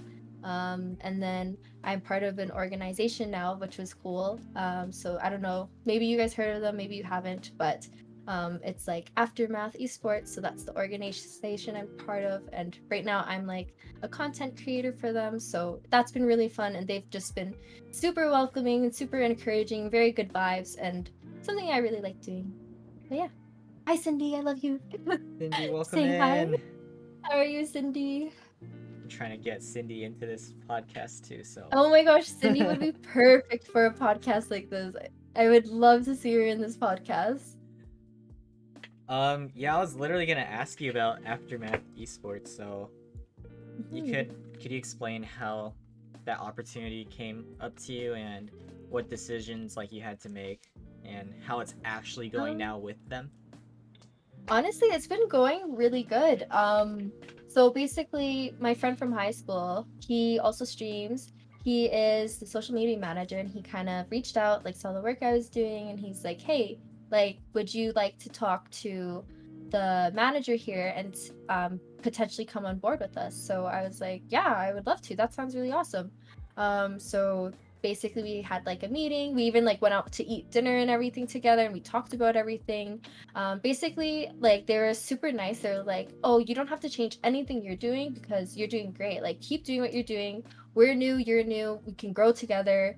And basically, like they help provide things for me that I wouldn't even have thought of doing on my own. Like right now we're currently working on getting merch, and I think that is so cool. I'm like so excited to do that because I can get like my username on like a sweater or something. I'm like, "Oh my god, I'm Mhm. gonna be something," you know? So that's really cool. So I'm really excited to join, or I guess I'm already part of it, but I'm really excited to go forward with that more. And basically, like the direction they want to head is this like create more IRL content with them. So I'm really excited to meet like all the other like content creators with them and go from there. It's really fun and exciting. Awesome. Pretty Yeah. cool, pretty cool. So, speaking of getting your name out there, how did you come up with your name? It's Loma. Oh my gosh.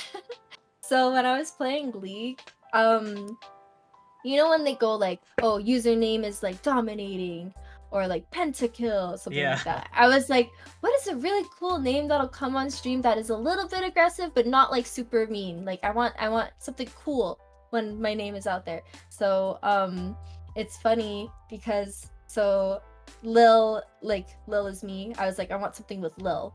Mhm. Um and then I was like, what's cool? I was like Lil something, Lil something. And then I was like thinking of like what do I like? Like I want it to be something that connected with me. So Young Ma is one of my favorite rappers. Um so Young Ma, I was like Ma Ma. I was like Lil Ma. It's Lil Ma. I'm like it's Lil it's Lil Ma. So that's where that came into play. So because of Young Ma, she helped inspired my Twitch name, I guess. Well, I guess my league name, but I just Uh-huh. kind of put that into Twitch because it works, and it just kind of stuck. So, Yeah. I'm not gonna lie, I thought she was gonna rap just then. Try. I'm just kidding. I can't even rap. Start Got you. freestyling out of nowhere. Yeah. Wait, have you ever tried to rap on stream? I have. Yeah, right? I feel like Yeah. I remember a video or something. Yeah, it's cringe, but it's fun. Honestly, I just like to do stuff for fun. Like I remember when I was younger, me and my brothers would try to do rap battles. So I've been doing like weird little rap battles all my life. And I still do them now with my friends when we drink and stuff. We just kind of like try to drop a beat and one of us will take it and carry it on, and it's a really fun experience. But yeah. So you need like a drink or something to get into that mood. I think I could do it sober, but if I get a drink or two in me, I low key, I'm actually kind of like good with it. I'm like, oh, Uh-huh. she can rhyme, like she can do anything, like she's pretty good. Maybe I'm just gassing myself up because I'm drunk, but I like to say I can do better than most when it comes to that. Uh-huh. But yeah, it's just for fun. It's not like I'm good at rapping. Like I definitely do not have a rapper voice. I'm Mhm. like It's I'm for not fun. mean. Yeah, it's exactly for fun. So starts freestyling right now. I mean, do you wanna show something?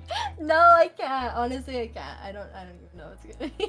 What? I'm like getting all blushy and hot. I'm gonna have to turn my fan on. Nervous now. Not even Like, one line. Um, I just want to know like what you do, like the style, like. it's so cringe. It's okay. literally It's fun cringe. though. It's fun though. Here, let me. Good vibes only. Here, I'll try to do something podcast. You have homies here. We have Cindy, homies. Sriracha, It's gonna Stacy, be so Vinny, cringe. Andy, everyone else. All right, let me, all right, this is, You could throw on your own beat too. I don't even know I don't even have a beat. Yeah, you Rap can do about your love anything. for me, or else you don't love me. Okay, bet. No I'm judgment. trying to No think. judgment. All right, no judgment. You got this. You got this.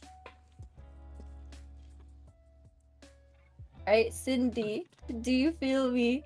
Can you drop it pretty low on your knees? I don't know, something like that. I'm like, I don't even know. It's like so dumb. Anyways. No, it's okay. That was something.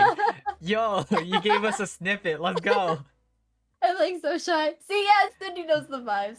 Yes, exactly. That's it. Uh-huh. I'm shy. Anyways. You were quick with it. That was sick. Yeah, I mean, I don't know. It's like random stuff like that. It's just like just for fun, you know, like it's not for like not serious, and then see who can out rap each other or something. Yeah. It's just fun. Oh, it's like what I've been doing my whole life. That has to be in like more of your future content. Yeah. You just challenging people. All right, hop on a video call me. right now. All right. So, let's talk about more about streaming. How did you like transition from League into Valorant? So Valorant was like a part of like the new, like it's fairly new. So Valorant came out like just before I started streaming. I started streaming November last year. So I don't know if it was like before or after. Pretty sure Valorant was before. But my friend at the time when I was streaming, they were like, "Oh, you should try playing Valorant. Like it's a very popular game. It's new. And it might actually put you out there more." And I was like, "Yeah, sure, why not?" And I started playing with the game, and I was like, "Okay, I don't know what I'm doing in this game at all." So my brothers were like, "Okay, practice shooting on CS:GO." So I practiced shooting, and then I went back to Valorant so I could be aware of like my mouse and keyboard skills, because I was a noob. I'm still a noob at gaming. I don't even know what I'm doing half the time. But ever since then, like Valorant's like my #1 played game, and I love it. I do miss League. Like I watch videos on League all the time still. But I'm really trying to improve on Valorant just because like FPS is just like a different experience. And like when I was younger, like I would play console like Black Ops all the time. Like Black Ops Zombies, you would find me playing that like anytime, like till like 4 in the morning. But being able to like play with mouse and keyboard is just like a different feel. So I really enjoyed that. Yeah. So how was the transition for you? Um, like view wise, did you notice like a different group of people coming into your streams or even more people? Um, Like talk about the growth, I guess, through the streaming. growth. Oh, the growth through streaming. Okay. Um, I would say it does bring in a lot more people. I think because I was like new to the game and everything, they were like very welcoming and understanding of that. So it's like I had people coming in and like they would help give me tips on how to get better, even with Valorant. And sometimes I would be like, I don't know how to play this game, please help, as like my stream title, and people would actually come and help me. So I was like, that's really nice of them. And then obviously there's this one time I did not know anything about Twitch at all or Discord, and I did my first just chatting stream. And it was supposed to be like a homework stream because I saw like my other friend doing it. So I was like, okay, maybe I'll just do homework and talk to people on the side. But it like got so busy in the stream chat that like I actually didn't even do any homework. So I was like, wow, people are actually coming in and talking to me. Like this is like so surprising. So because of that, like they were just talking to me, and I think from then that's like when I really started growing more as a streamer. And then obviously like I hit affiliate, and once I hit affiliate I had more people like joining. And then I remember when I hit affiliate, like it was like a group of people that were celebrating with me on my stream, and we were just drinking, we were playing Among Us, we were playing Valorant, League of Legends, and it was just like the best time ever. And like it was kind of similar to my subathon in a sense when I did that. Like everybody was just drinking and we came together as a community and just had a great time, and it was just really fun. Yeah, I'll So talk about that soon. So we'll talk okay. about that. But that's kind of like where I got my start in into streaming. hmm Was there a point in which you realized you were starting to grow pretty fast? Because where you're at now, you're at 1.6. Yeah, so it was after I think I reached like 500 followers because I got affiliate in two, just about 2 weeks of streaming. And my friend was even like, you're growing really fast. Like for someone that doesn't even know anything about Twitch, like I had to teach myself like Streamlabs, I had to teach myself Discord. Like I didn't even know what I was doing at all. So when I got into that, I was like, I need to like not necessarily slow down, but like take in the moment. And that's kind of like what I did. Like I started enjoying the moment more, and I realized like when you enjoy the moment more as a streamer, I feel like in a sense you are a better, not like a better streamer, but it's like you're more about the community than you are for like your own growth. And I feel like if you really care about like the people you've met, like it changes like your stream experience. And that's why I enjoy streaming so much. Like I don't do it because like I'm trying to like be someone so big, but I do it just because it's like I've met such genuine people and I have so much fun talking to them all the time. It's like when I'm not streaming, I miss streaming, you know? Like it's Yeah. like it's like that kind of relationship I have with it. hmm Um so yeah. Awesome. So specific questions about streaming. Who is ICT and how'd you come up with the panels and stuff like that?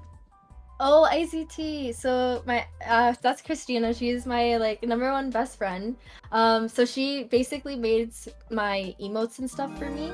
The panels I made on my own just because I was like the panels I had at the time back then, like she was even like, dude, you need to like that is like no, you need to make your own panels. So I just used the not copy and paste. I used like Canva, which is like this Photoshop website almost essentially.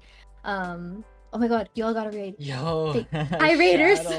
Shadow, thank you so much for the raid. What the heck? I appreciate you. And Killa QC, thank you so much for the follow. Welcome in, raiders.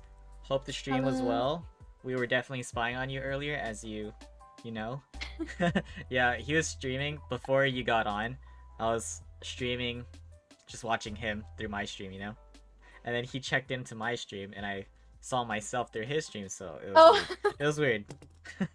it's like a streamception moment. Yeah, but thank you so much for just continuing the podcast. I really appreciate you, man. Shadow Raid, yes. Oh, but yeah, you're saying Canva, and that's actually what I use too for Oh, did you? the panel right here on the side where it says Chang Podcast with your picture Oh, and no all that. way. Yeah. Honestly, like I went on YouTube because wanted to I wanted to personalize my stream more. Mm-hmm. I wanted it to be more me. So I actually learned how to create panels and stuff through YouTube. So they're a little scuffed right now, but I think they're cute and it suits like my personality and stuff. But like I wanted to do something that was like more me. So that's how I created like the artwork through my panels and stuff. But my Mm-hmm. friend Christina, she is so talented. Like she just graduated from her arts degree and everything. So she's the one who made all my emotes because I cannot draw if my life depended on it. But she's the one that like motivates me. She like motivates me to do my best. She's like, you know what? Like you can really make it if you really apply yourself and try. So she's like my number one motivator. And honestly, without her, I don't think I like would have made it this far in a sense. Just because it's like she is the one who's really like you're going really great. Like just keep going, just keep pushing it. Like pretty soon you're gonna buy us a house and we're gonna live together with your with your Twitch life. And I'm like, oh my gosh. Like she's just very motivating and inspiring, and I just love her so much. And everybody needs a friend like her in their life, for real. But yeah. Very nice. So speaking on that, do you have like a specific favorite stream? I guess other than the affiliate one and the subathon, if you were to consider those. Oh, you mean like a stream on its own? Yeah, or a moment, like a memory. Stream memory, probably. I'm trying to think. There's this girl, Trixie. She used to stream a lot. She doesn't really stream as much. She'll do the occasional one, but we used to do collab stream. Trixie? Yeah, Trixie. Yeah, I thought you her. guys were IRL friends. I swear. No, we're not. We met on Twitch, which is so funny. But like she and me would do collabs all the time, and we would just drink on stream and just do literally whatever. And I think that was like my favorite stream memories is like with her, just because it's like it was me and her against the world, you know? Like we would just take on anything and everything, and it was great. And anytime there was a hater, we'd be like, we had like a code word for like safety. We'd be like, do you want that? I'm not gonna say the code word now. I'm not gonna ruin the code word. But let's say for example, let's say it was octopus. I'd be like, oh, do you like octopuses? If she was like yes or no, then I would be like, oh, okay, ban. Like it was like a great connection me and her had. So that was probably one of my. How'd you meet her, and how'd this like relationship build? And then I explain what happened to her after, I guess. Okay, yeah. I met her through like where did I meet her? How did we meet? Oh, okay, so before I was affiliate actually, she came onto my stream and she was like, oh my god, I love your hair. And at the time I was like super new and I was like, oh wow, thanks. And I was like, do you want to play Valorant with us? So we just started playing Valorant that night, and when she came into the Discord, I was like, oh, okay, she's a baddie, what? And so after that, she was so good at the game. I was like blown away. I was like, no way, I'm such a noob. She's really good. I'm like embarrassed, but she's like owning it. But then so she came into it, and then after she kept popping by in the streams, and then eventually we were like, you know what? You should start streaming. And then she did start streaming. And then we just kept closer and closer, and we still do talk like to this day. Like we tell each other everything. Like what's funny is that I think she knows everything about me. And like I know everything about her, so that's like a great relationship we have, and I hope I do get to meet her in a couple months. But lately she's just kind of been like doing her own thing. Like she's just figuring things out. Like she wants to take more time for herself, like personally, so she doesn't really stream as much anymore. But I know she does miss it, so I hope I do get to see her on stream again soon. But yeah. Awesome. So that's the story, and I guess one of the favorite times of streaming. Good memories. Yeah. I would say that's basic. That's anytime I streamed with her, we would always just drink on stream and just be random, and it was just super fun. I don't even know. I have like so many favorite stream memories. Like Yeah, you can name them. It's even fine. like all of them. Yeah, I Like mean, if you want. I'm like, oh my god, all of them are my favorite. This is the life of Lily. Life of Lily. Um, I don't know. I would say I remember back then, like when we were still growing, like every stream like would be like a milestone. Like, oh my god, 100 followers, let's party and drink. 200 followers, we're gonna party and drink. 3, 4, 5, we keep going. Mm-hmm. So milestones were always fun. And back then, like I think during the COVID, everybody was like not working. Everybody was kind of like on Twitch. So like there was like the Beef Boys and then the AA crew, and we would just have a super fun time and just get super lit on stream together, and that was a really fun moment as well, because it was like this huge community of like Twitch streamers just interacting with each other, and it was like we all got closer, and like that was a really good era of as well. So I hope I get to like meet them all Yeah. IRL. So you mentioned, you know, the code words and dealing with haters. Yeah. Do you want to talk about times where you've dealt with trolls and just haters in general? What experiences um have you gone through?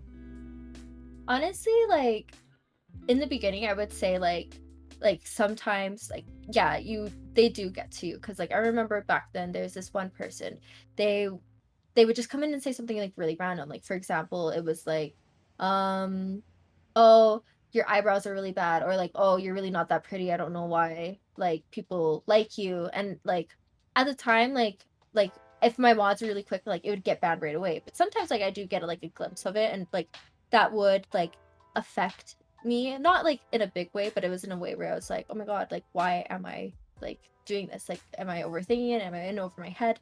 But then like as I start streaming more and like getting like more used to the community and everything, like I realize I do have like a really good support system. And like at now, like they don't bother me. Like right now, like I look at them and I kind of even laugh, because I'm like, why are you taking time out of your day to bother someone you don't even know? Yeah. um so now it's like if I see them in my Twitch chat, like I would probably be like a little bit sassy to you. I think in the like my last one, someone was like, oh, you have no life, and I'm like, oh well, you're the one coming on here being rude for no reason, and you're saying I don't have a life. Like that's kind of like the comeback I like to take now too, because it's like I don't want to take it no more, because it's Mm-hmm. just kind of like why would you want to? And first of all, it's like what you're saying is like not true, and second of all, you're just saying it just because you want to get a rise or a reaction out of someone, and you just can't let it happen. Yeah. Yeah. Awesome. There you go. So, relative to that topic still, would you say you have had like a really bad stream experience or just Mm, mentally checked out because of stuff like that?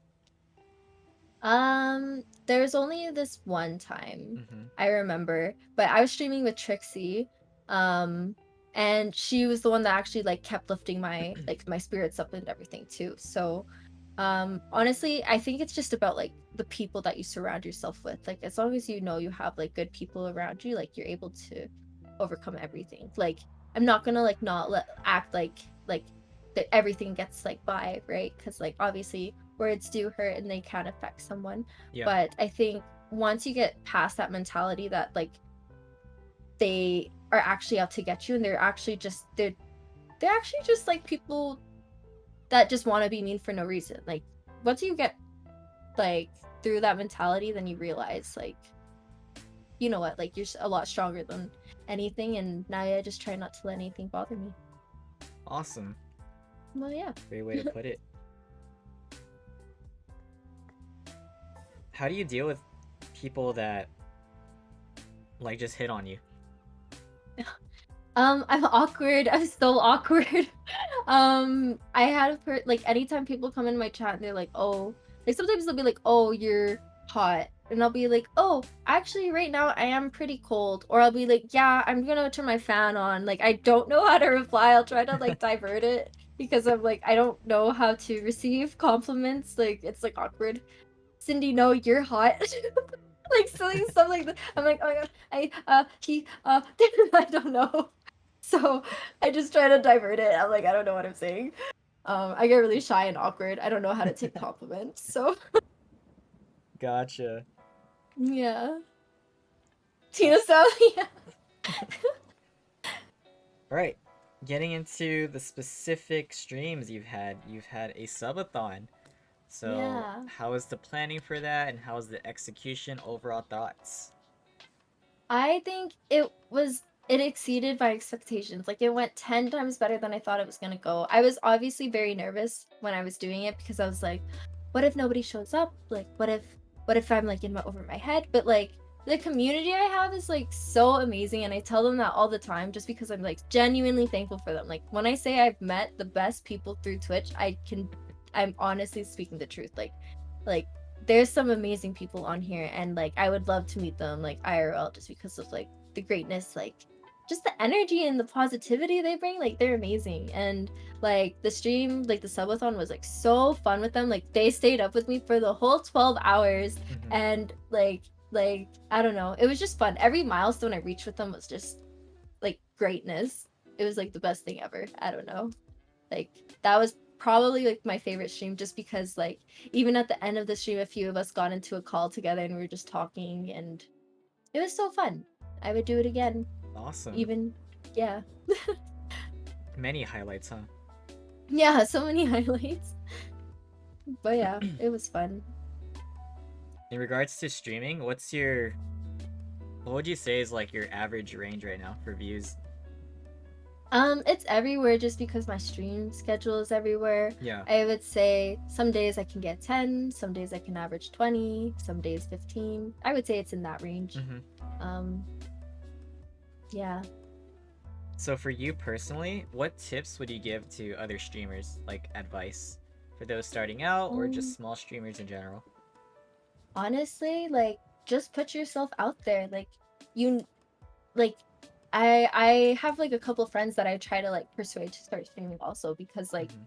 like you just gotta like get on your computer and do it, and it'll come to you. Like it is so like it's so fun, and it's so like chill, and it's like when you meet the right people you can genuinely meet the right people.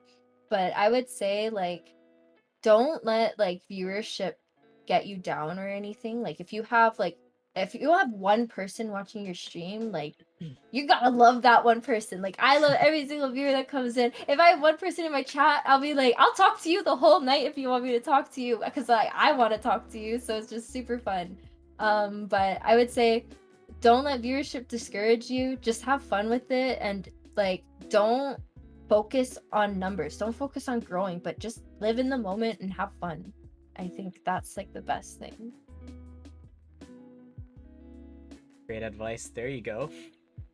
Live in the But moment. yeah. Preach. Any other tips you want to mention? Um Tips? I don't really know. I think that's pretty much it. Just have fun with it. Like don't take it so seriously. Like if you like obviously like some people treat it like it's a job, right? But like obviously I understand that, but if you want this to be your job, like this is the coolest job in the world. So like you should have fun, as much fun as it with it like as you can. Like just enjoy it. I think that's like the best advice I can give. There's really nothing else to it. Yeah. So other than streaming, this is a specific question I was gonna hold for this since Dre is here. Oh So my how gosh. did you meet Dre, and how did this meetup, happen? Oh my gosh, Dre. So we met. Okay, funny story. I think I actually didn't know he was from the same city. I would never fall in love with Dre. Anyways, so we met through stream, and so I didn't know he was from the same city, and I think I was in his stream talking to him while I was like at work. I don't really remember. But yeah, we were just talking for a really long time, and then I was like, "Oh, he's really nice." And so yeah, we got kind of. I guess we started talking more from then, and then this is like back when like everybody was like on Twitch, just talking with each other and everything, and that was like a super fun time and everything. That was But like earlier then this year. yeah, I would say like January, February ish. Oh, okay. And then yeah, I guess me and Dre just became close. It helps that we're in the same city too. So when we met up, I was so shy and nervous. I was literally like, Dre, 2 tequila shots for me on the table. When I get there, I'm gonna drink them right away. I'm nervous. But then I went there and he was like super welcoming, super fun. I was awkward at first. I don't know if you could tell I was awkward because I'm always awkward. Like I say, I'm a socially awkward person. Um, but yeah, it was a really fun time. And then I think was that the same night we got drunk? I'm pretty sure we got really drunk at karaoke that night at my house. And then um I sobered up and then we drove him back home, and you know what? It's just been really fun. But yeah, I remember like I think the second time I met Dre in real life, like I helped him move into like his new house and everything. Mm-hmm. But he's a very genuine person. I like the thing I that I could see like. that. Yeah, like what I like about Dre is that like he's gonna be like real with you. Like if he Mhm. doesn't like something, he's gonna tell you if like he doesn't like it, or he's gonna be like he's a very supportive person. See, he says Lily never says anything nice about me, but Podcast that's exclusive. podcast exclusive, Chang Gang exclusive. Dre is a decent person. Clipping Just this one. decent. Dude, he's amazing. Yeah. Alright. That's awesome. Your relationship is like hilarious, honestly. Yeah. Like roasting each other, even though you know it's out of love. You guys generally care about each other. Eh. Eh. I don't know if we would like. eh. Okay. You know, we don't have to talk about that time Dre asked you to drop him off food randomly and Oh my called you on god. stream, but I was literally laying in bed and he's like, "Can you come drop me off food?" It's like, no. Like, no. Why would I? yeah, he had that call like on stream, so it was just so funny hearing you. You're like, okay, bye. I know, I was like, what? The shooters pull up. Well, I'm not a shooter, so All right. If anyone has a question, feel free to ask. We're gonna transition to other social media aspects since that's basically all I have for Twitch. okay. So, what social media do you currently use? And I know you're trying to get into YouTube, so we could talk about that or like the vlogs. Yeah. Yeah. I basically use like all social media. I would say right now, Twitter I am so obsessed with because I just love memes. I live for memes. Please send me memes, guys. Um, and then Instagram, I try to be more like I actually really watch out for my Instagram because I'm just kind of like, oh, I want to be really careful with it. Like I really like the flow I have with it. Like I actually look out for my aesthetics and everything because like I feel like Twitch and Instagram really go hand in hand because like people like to see what you're I guess what you're up to. So I try to like be careful with that. Sorry, I might be lagging right now. I don't know if I'm lagging. No, Maybe. But everything's good um oh, from okay. what I see. Okay. Nice, nice. I was like, I don't know if I'm lagging. I feel like I'm lagging. But yeah, so I use Instagram, I use Twitter. I just got Reddit. I feel like Reddit's like my like if I'm really, really bored, I'll go on it and like just look at stuff. And then yeah, YouTube is a new one. I just made my first YouTube video. Dre's actually in it. Oh, what Um, the heck? All right, gotta yeah. watch that. So so when we did our snack exchange with Cindy. So that was like that was a really fun video. Um see, Cindy's so sweet. How long Um is it? 10 minutes. I try to keep like my goal is to keep every video I post like 10 minutes Mm-hmm. because like I feel like anything longer is like I learned this in like business, but I learned that people have a really short attention span. So I try to keep my videos short because like I don't know, you can only fit so much into one. So I try to keep every video that I will future post like 10 minutes ish. Mm-hmm. But I'm just gonna post random stuff. I might even post like stream highlights if I run out of things to post. But yeah.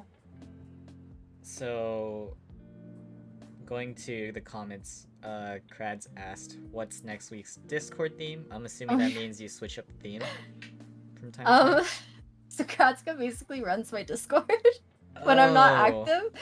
He does it he does like Like there's this one time he tried to make it a foot Discord. It didn't work. I was like, no, no feet. And then he made like a short Discord where it was like a shorts theme. And then now it's like you're trying to make it like a lawn Discord. And I'm like, wait, what? I like come back in and he's like, oh my god, she's back. It's back to normal now.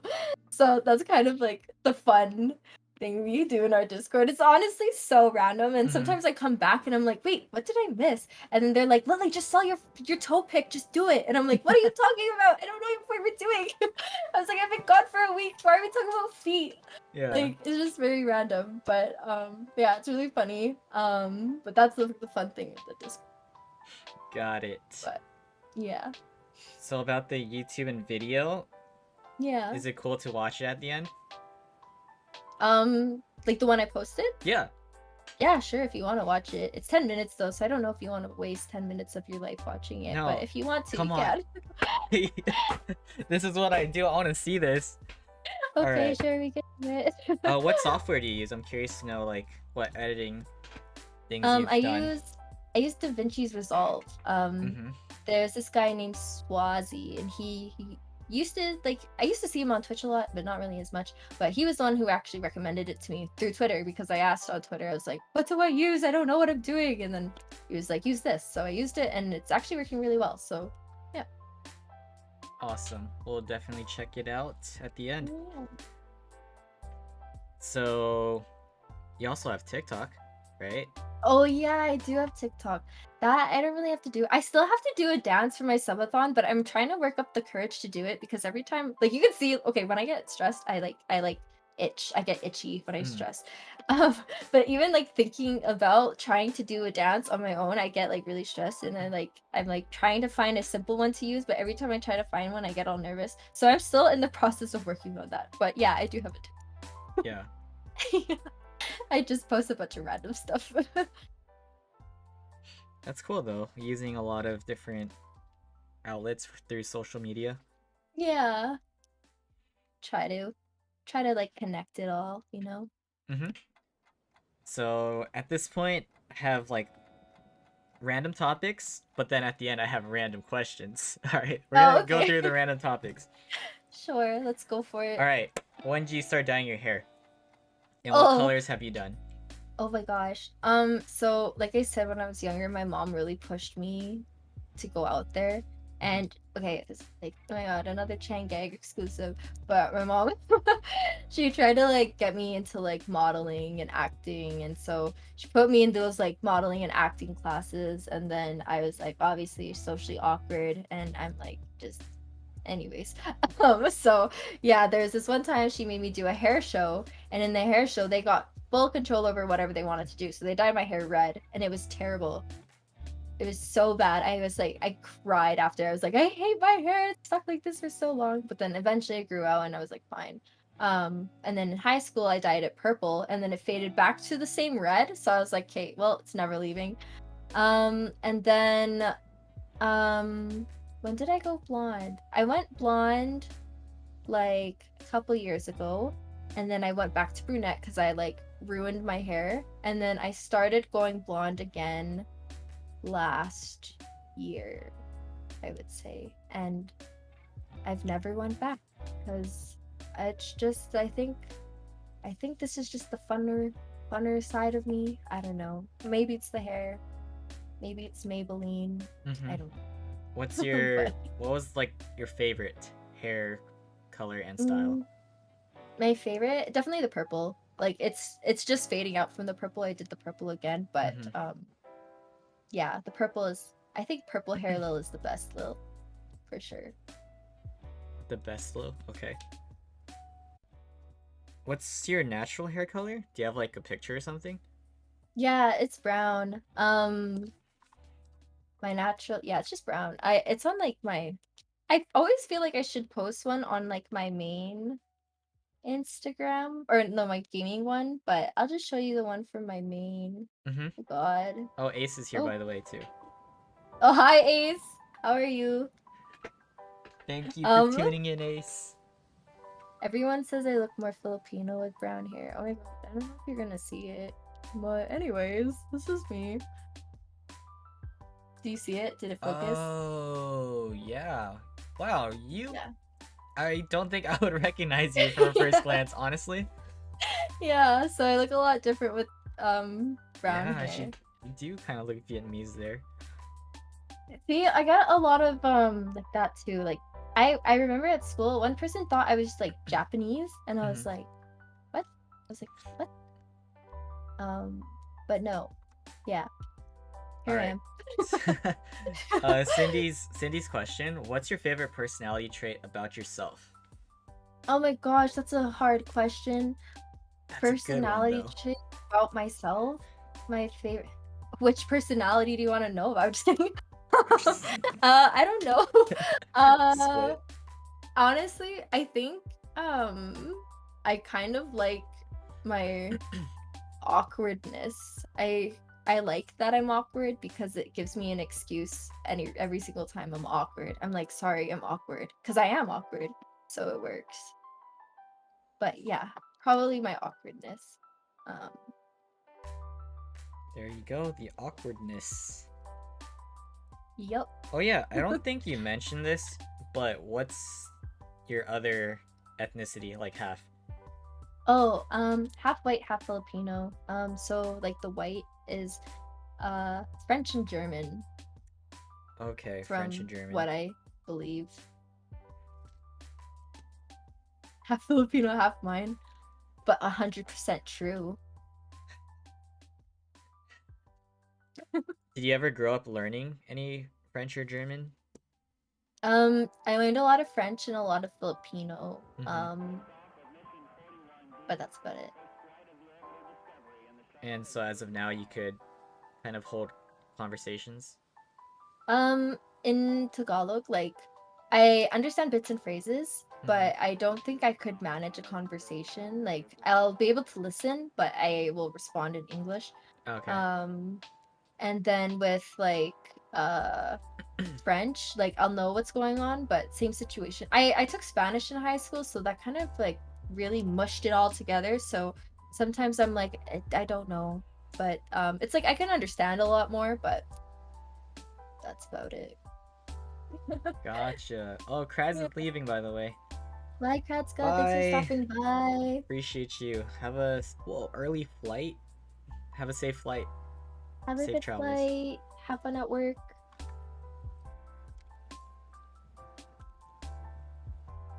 You said your full name is Lillian? Yeah. How do you spell that?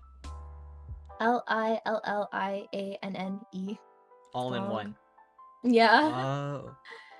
Oh, that's crazy, because when I wrote that in the beginning, that's exactly how I spelled it. Or I Is it spelled it, yeah. actually? You're the only person to ever spell it like that. Because I was like confused. I was just like, I usually call you Lilly, Lily, right? Yeah. But then I was Yeah. just like, oh no. Okay. Yeah. A lot of people spell my name like completely wrong because like it's usually like Lily dash Ann or like Yeah. Lillian, but I'm like, no, Lily Ann. So Yeah, it was just the way you said it or something that made me yeah. spell it like that. Hey, we got one. Alright, talk about, I guess, tattoos and piercings. Oh. Whatever you want to say about it, honestly. Um, so I used to have my nose pierced, but then I got rid of that. My ears are pierced, but then they closed, so I have to re-pierce that on my own eventually. I have to work up the courage to do it though, because sounds like a lot of pain and healing. I might do it in the winter. And then I have my belly button pierced. I don't know if you guys care. And then I just have this one tattoo. What is it? Here, I'll show you. So it's just like peonies on my arm. But yeah. Was there a reason why you got that, and when was this? So when I was younger, so I had like an angel wing here, but then I covered it up because it just didn't work with the piece I wanted to get. Yeah. So I got that like maybe 2 or 3 years ago. And then I want to just grow onto it. So I covered up the angel wing because oh actually if I say why that's gonna dox my information, so I can't say why. But Yeah, don't. so I got the angel wing, covered it up, and then I just want to grow the full thing. I got my angel wing when I was 18, so I would say I covered it up maybe like when I was 20. That sounds right. Hmm. And then hopefully you can get a full sleeve soon. Oh, that's what you're trying to go for? Yeah, yeah. I would love to like finish my sleeve and then get a full back piece. Nice. And your family's always been like cool with it? No. Oh, okay. um My uncle has like he used to have like a whole bunch of piercings and then full tattooed. And then my mom was super, super against it. But my dad is very tatted up. So when I turned 18, my dad was like, "You want a tattoo?" And I was like, "Yeah, I want a tattoo." So I got a tattoo, and my mom was like, "Ugh." And that's when it all sprouted. But my mom lets me get my piercings and stuff. So yeah. Gotcha. Yeah.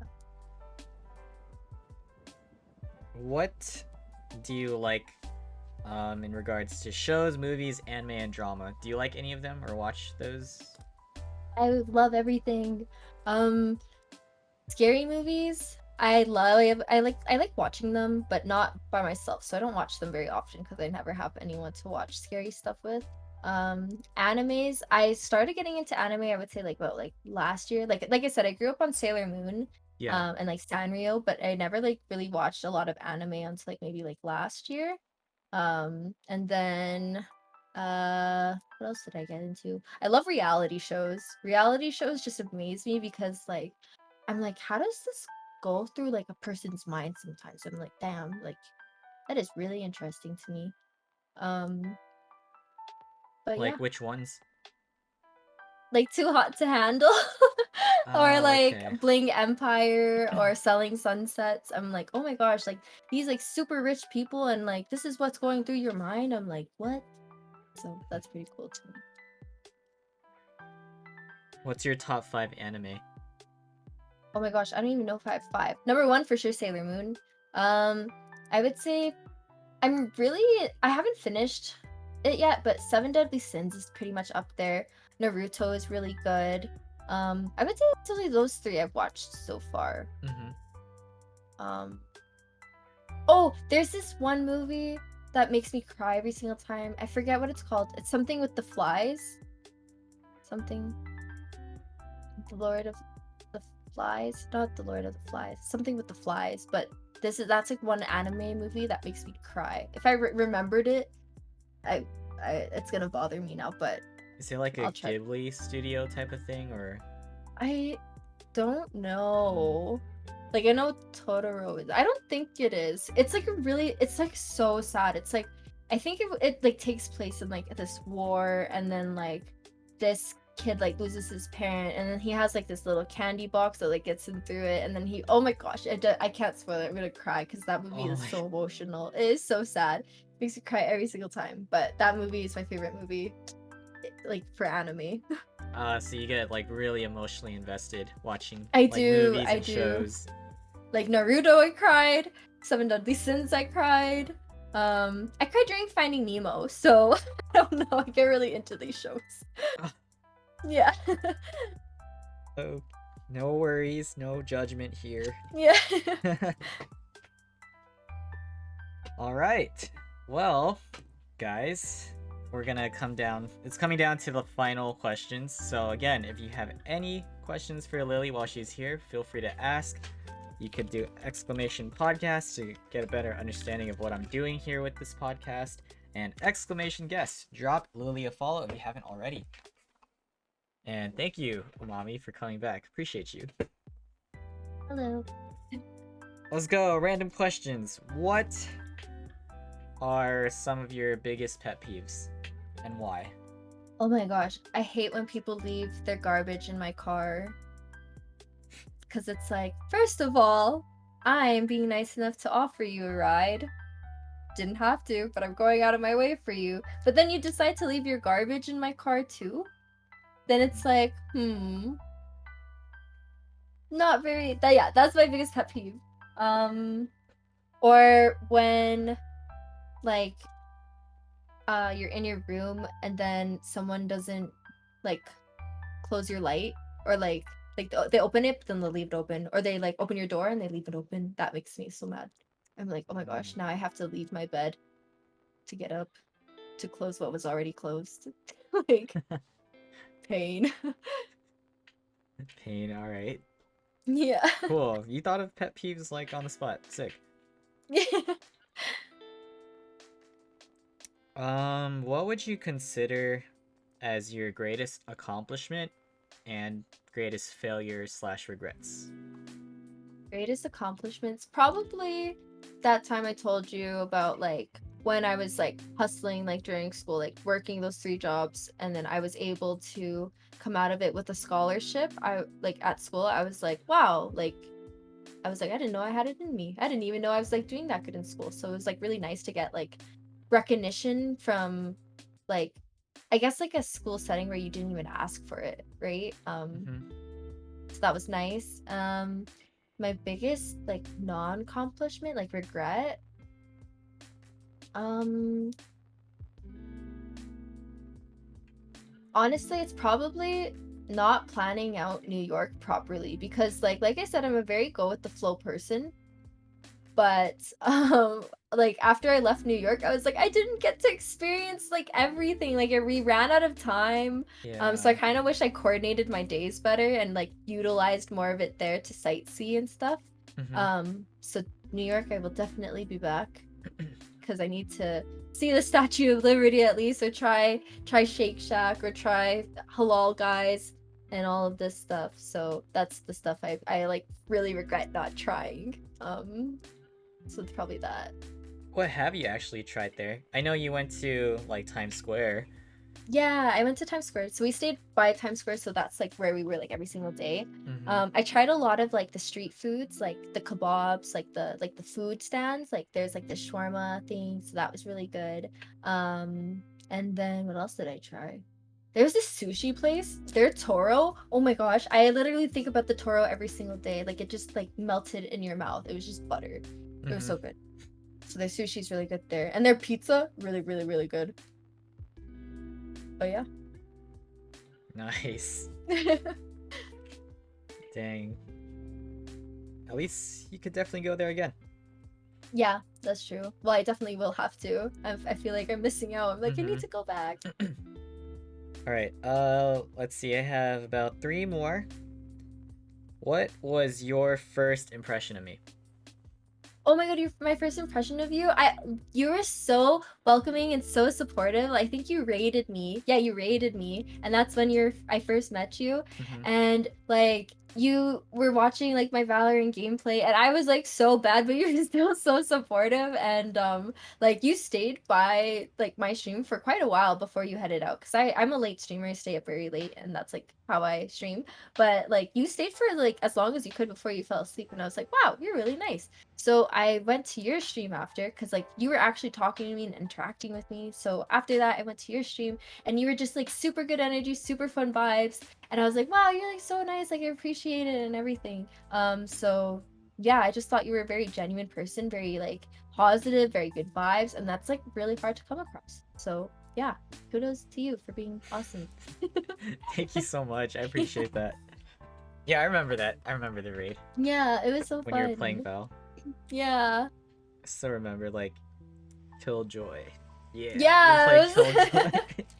And I was like, don't worry, Wilson, I'll get this shot for you. I totally missed it. And you're like, it's okay, you did great. And I was like, okay. It's crazy. Like that memory So, is locked. You were playing yeah. in Bind too. Yeah, I was. I remember that. Yeah, that was fun. All right. Um, who are the top 5 streamers do you find yourself watching? I watch Pokimane, I watch Valkyrae. Who else do I watch? I feel like I don't really have a lot of time to watch streamers a lot. So I That's watch okay. like their snippets on like Mm-hmm. TikTok, or I watch them on YouTube and stuff. But who else do I watch? I watch you. I watch you when I can. uh, I think I also watch like basically like anyone who's like part of like 100 Thieves or like Offline TV. I watch a lot of them. Even like Aiden Ross, I watch him from time to time just because he's like a different type of streamer and it's like interesting to see. I've seen it, Um, yes. I right? know what It's you're like talking interesting. about. It's like different. I'm like, what? It's So yeah, really stuff good, like that. actually. Mm-hmm. But yeah, I kind of watch like a diverse range, but it's like, usually like snippets. Like I don't really watch like them live unless I have like the time to, just because I'm so busy like juggling all my extracurriculars right now. Yeah. But yeah. So you're generally pretty busy, and Yeah. you at least set a schedule for streaming, so that's good. Yeah, I finally was able to set a schedule, so I'm hoping that I can like post that sometime next week. Okay, so the final question. Onto the wire. Using your connections, so consider that. Who would you like to see as a future guest on this podcast, and why? My connections? Yeah, like I don't know everyone you know, but you might be thinking of someone that you Oh. really like and want to know more about. Yeah, stuff like that. I feel like you said you're gonna bring Trez and Dre onto here, right? I think you And said Cindy. that. I'm gonna get Cindy. Oh, and Cindy. Yeah, you better get Cindy. You need to get her. Mm-hmm. But yeah, those three definitely. Who else would be a really good one? There's this one guy. He doesn't stream anymore though, so that's sad. Yeah, I would say you could even do. I am going blank. You already did Sriracha. Yeah. You could do Kratzka or Hue. I think they're really interesting people also. Wait, Hue like Oppa? Oppa or is Hue. someone else? Yeah, Hue Appa, yeah. Okay. He's like super funny. There's also, who else would I say? I'm trying to think of like more girl streamers, but I'm going very blank right now. I think Tiff would be a good one. Tiff, or even like yeah, Itslilmaa. I don't even know if I say her username right, but yeah, she would be she is such a good yeah, you should go get her on here. She's like super like positive vibes, and she's so sweet. Every time I go to her stream, she's like, oh my god, hi Lily, and her voice is so like soothing and nice. Is it Kate Lame? Oh, is that how you say it? Oh, but yeah, you should interview her. Yeah. No. It's okay. Too late. Interview them. But yeah, no, Tiff. I got you. Even Nicole would be interesting, or like, wow, I'm going really blank right now. But yeah. No, it's fine. I mean, I was only looking for one answer, so oh, okay. You went above and beyond. Take all my people. Yeah.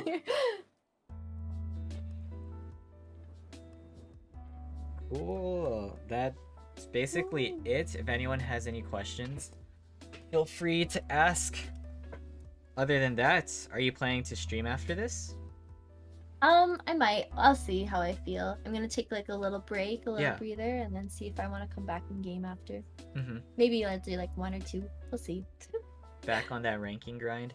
Yes, new season. Even though I haven't even like played the new map, I've barely even playing, so I'm like trigger fingers right now. Like, yeah. Give me my mouse. Like. For sure. Oh, there you go. Have you felt drained from streaming or obligated to stream when you didn't want to? Actually, that's a good question. I have. So good. That's a really good question, but I definitely have. There's like this one time I was like, that's why there's a while ago, I was growing really fast and I feel like I was streaming a lot back then. But that was when I also got those like negative comments in my chat also from like the trolls. So it like really like took like an effect on like my mental, I felt like. And I felt like when I was growing, I started comparing myself to other girls a lot or other streamers, and I'm like, oh, I'm like, it was just not healthy. So I had to take a break for myself and just kind of get back on my own feet. And then I came back like 10 times stronger, and I'm really glad that I took the time to like analyze myself and like my surroundings and like realize that like I am my own person and it's okay to be who you are. Like, you shouldn't let anything that anybody say affect what you're doing, or like if you're not growing as fast as someone else, or you don't have a certain amount of viewership, like you shouldn't let that affect you from doing what you love. Dang, what an answer. That's such a good question though, Cindy. Holy shit. Cindy's really good Run at your this. own podcast, damn. But since you know, Oh like my the Arthur god. Fist meme, that's like you. Yeah. You're like, why didn't I think of that? No, like that's so good to ask. That's why I'm grateful for Cindy, I swear. We love Cindy. All right. As someone who claims to be socially awkward, do you think streaming helped you with being less socially awkward and meeting new people? Yes, so much.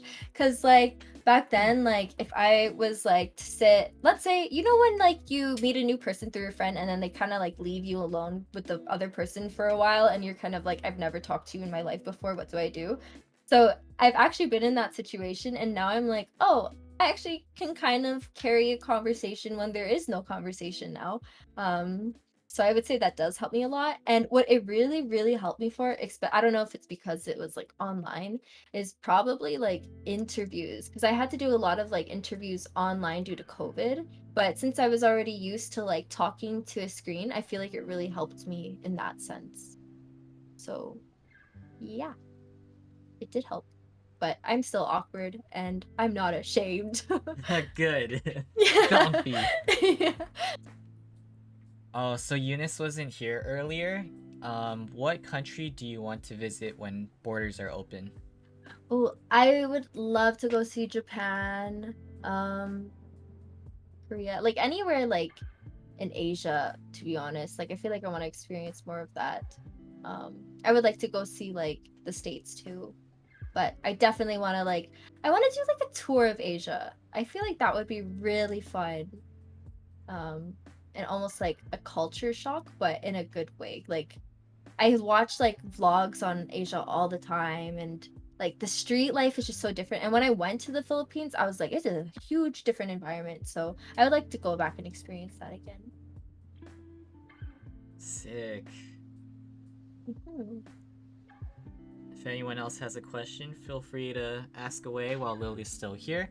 And then after, I'll definitely let you go because you've given a lot of your time, so I appreciate that. Of course, anytime. I'm glad we were able to make this work. Yeah, Thanks for seriously. waiting. No, no worries. I have a question, but I need to word it correctly. All right, you got this. I'm ready. I'm all ears. Are you down for a future podcast with like later, Lily? I'm thinking because of a friend who brought this up. Group podcast. Oh yeah, that would be so fun. I was actually on a group podcast like a way back then, and it was actually pretty fun. I would be down to do it again. And it's like nice to get like a group collective of everybody's opinions too. So I'd be down. Yeah, I just remember how you would do streams. You and Cindy Hmm. too. You guys have streams where you're talking to people on Discord. There's like a lot of cams Yeah. on, and you guys have like some deep talks. Especially that one time, it was you, Trix, and I forgot her name. I think she's from Hawaii. Maybe, but If yeah, it might be her Oh, I actually. think it was like one of like our DGen Yes, streams. I woke up Yeah. for work and you guys were like streaming still, and I was just like, oh shit. You guys are Yeah, like that was taking fun. turns asking questions. So I was just like, that's sick. Doing something like that. Yeah. All right. Ace, welcome back, by the way. Cindy's question: what's one Poggers. thing that you felt streaming really helped in your own personal life that you think would encourage other people to start streaming? Um, Honestly, it helped me with my confidence a lot. I like a lot of people have told me this. They're like, "Wow, you're a completely different person from last year to this year." And that's just because like I gained a lot of confidence that I never had before. Like Just people Tuna C like cheered. like X100. I'm not like I never was one to be like, "Oh, I love the way I look," right? But now I'm like, like I'm like, "Oh my God, I'm kind of like proud of myself. Like I actually take care of myself now. I feel better about myself in a way. I don't know how to word it without sounding like conceited, but like it's like I do feel like a lot better of myself in my own skin. So I would say it does help me in that sense. So I would recommend anybody try it just because like with like the right people around you, like they're gonna lift you up even when you can't lift yourself up. So it definitely helped with your confidence. But yeah. Nice, good answer. How do you feel knowing that we've reached over 3 hours?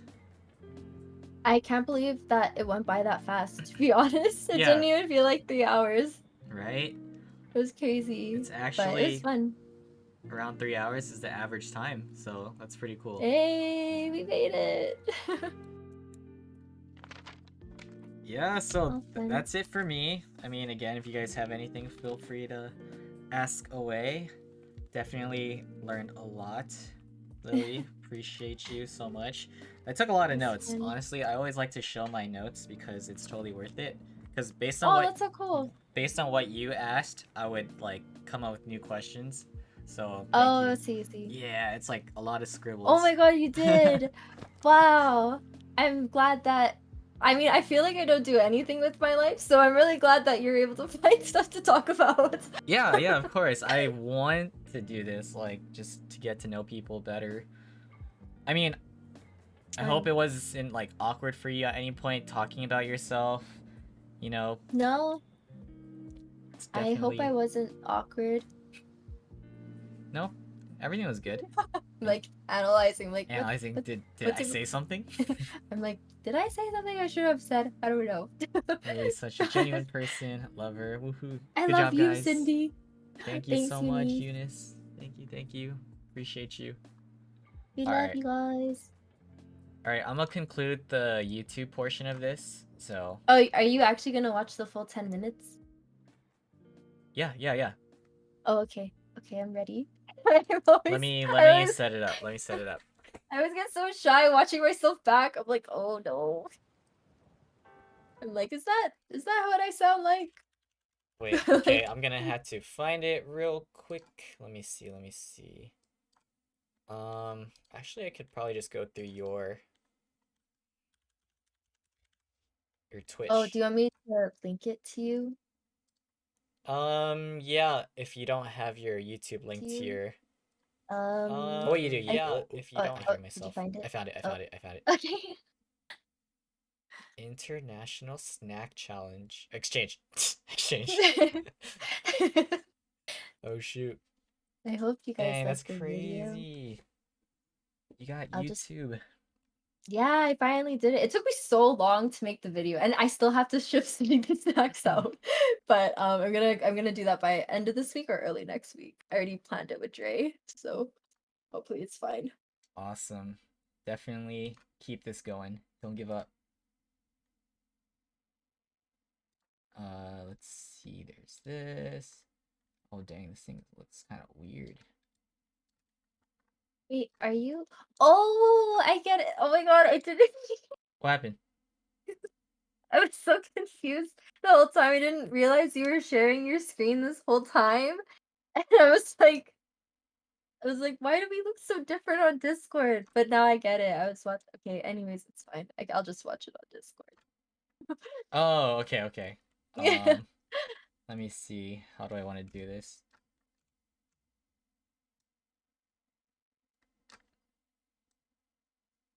Do that. Oh, wait, it's going off screen. I got it. Is it good for everyone? Yes. What's up, Tommy? Alright, so first things first, guys. This is Lily's YouTube channel. So what you guys do is you open... You could type this and you'll find it, right? So thumbs up, subscribe, notifications. Yep, just like that. And let's go. Let's go. Oh, is that mayo? Yeah, it is. I wasn't even recording. Oh my god. Hey guys, so oh my god, I don't know how to do this. How are we gonna start this? Hey, what's up, YouTube? Hey, what the fuck is up, YouTube? Lily doesn't want to make an intro, so I'm gonna start this off. We're gonna go get snacks for Cindy, and then I'll probably end up getting more drunk as we progressively go. I don't know what kind of people do you guys attract? I feel like I attract like the worst people ever. we only attract the people we want. Yeah. We manifest good people in this chat only. Shotgunners. Only we only manifest people with shotguns. This is for all the bad bitches in the chat right now. Now Dre will carry this stream. I'm gonna shotgun now. Look at him go. I don't know what I'm doing right now. What the fuck are you doing? Welcome to our snack stream where we just try snacks. So we did like a snack exchange with Cindy, and we're gonna try the snacks she gave us and review them. Hot fries, so good. They're so bomb. I really didn't I love know what them I so was much. doing with editing. I was just going with the This flow. is our snack provider, Okay. and she is a snack. Whoa. Bro, these are fucking huge fucking packages, bro. I don't know. so. Should we open it? Like, these are nice boxes. Bro, I am fucking hyped for this. So the first one's Cheetos cheesy Cheesy jalapeno. How do you say I say jalapeno. Jalapeno, like Filipino. Wait, wait. Oh my And god. I like how like the noodles are like curly noodles and not like Yeah, what the fuck? I didn't even notice that. Gray mac and cheese. This is American mac and cheese. American! Oh wait, there's another one? Oh, they- Oh my god! Yo! Yo! What's this one? Best this day one's bold ever. and I'm really cheesy. excited. You focus. But wait, there's more. What are these? Are these? Are these the hot fries that everyone keeps talking about? Box. That's a big ass box. Oh my god. You're gonna be snacking all day. It's like the combination. You had you Combination? Combination. Combination? Like a combination of like cheese puffs and like hot Cheetos. These are so good. I kind of want to like destroy this right now, but I have to. I know. We have to keep moving. Oh my god, more spicy shit though. I feel like you can tell a lot by a person like If- based off how they fold their chips. Like Dre just free for all folded it, and How look, do you fold yours? I turn like the corners and stuff. Like Oh. I turn it in like this. That's how you save them. I've been hearing about Funyuns my whole life. It's I'm like, so fucking happy right is it like a onion ring? Onion flavored ring. That sounds good. No, we love the spicy shit. I love These are spicy so good. food. Ooh. Okay. Bro. I'm gonna fucking eat this all fucking day. That is so good. Like, I could actually eat this all day. I've never seen these. What is that? Albanese gummy bears. Wait, Oh, gummy- that smells fucking bomb. Smell that shit. Oh my god. It actually smells so good. It's like, oh It my looks so god, dude! Imagine having a perfume that smells like this. And they're like a cute color. Like look, this one's like a pastel almost. Oh, I Oh. dropped it. Look at it. It's so cute. Oh my god. Bro, I could fucking Oh my god. literally fucking stuff my face in these right now.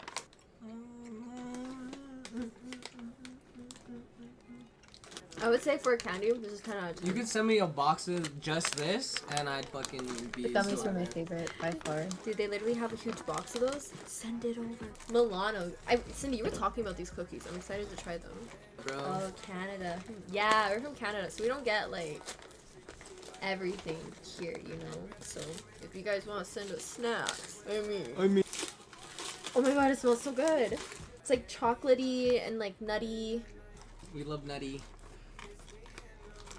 I'm about to Oreos. die. Milanos are your favorite cookie? Oh my god. Bomb. That's actually fucking bomb. It's like Dude, a sugar cookie with chocolate. It's pretty fire. it's pretty fucking fire, don't got it. I could die happy. And she gave us this. Microwavable. Cheetos, little mac and cheese. Dude. And it's flaming hot Cheeto flavored. Dude, we love just spicy shit. Like, this is I- the best day ever. I love flaming hot Cheetos. Like, I'm so excited to try this one. I'm going back to the fucking chips because it's so good. Okay, the last one. Oh my god, it's like American Oreos with popping candy. I'm cracking out already. Team USA. Love America. I don't know what popping candy means, but I hope it doesn't kill me. Oh, they have like a. What Look does at yours it, you say? see it? Some shit. Oh. The focus. There we go. I'm waiting for the. Oh my god. Now I feel the pop. That's so weird, but I kind of like it. If I was a fucking die. Now I feel the pop in my. This is really good. I actually think these are like the best Oreos. You've had? Yeah. Yeah. I like the popping. It's like different. I would say, okay, this one's like 10 out of 10 to me. Really? Oh my god. Just because it's like presentation, but in your mouth. You know? Like, that's how I feel about them. It's like presentation, but in your mouth.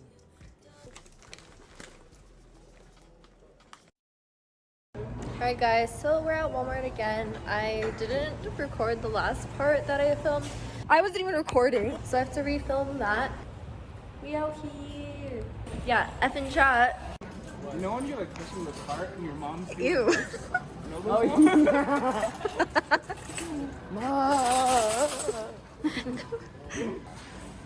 Should we go straight to the snacks? Can we just like a lap? be hooligans for a second? I can't twerk. Twerk, twerk. Wait, go. I can't Do it. If you got woodpeckers pecking at your house, ruining the wood, your wood siding, just, you know, put out a little birdhouse, throw some of this wood. You get one of these, throw one of these in there. Problem solved. We all eat out here, so. So they're lying. We're actually shipping all this to Cindy. Alright. For you. This is us following the rules.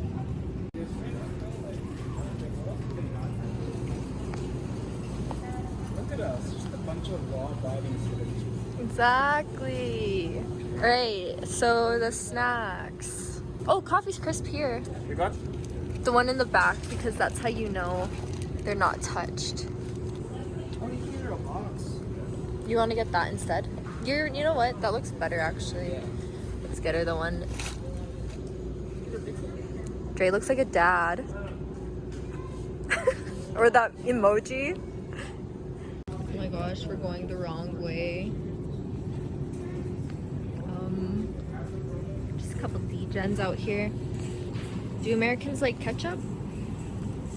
Who knows? Wow, sausages. It's pretty crazy. Oh my god, kebabs.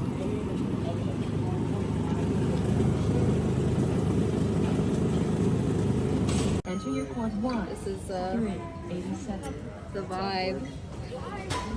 So we just got our groceries. We did Walmart stuff.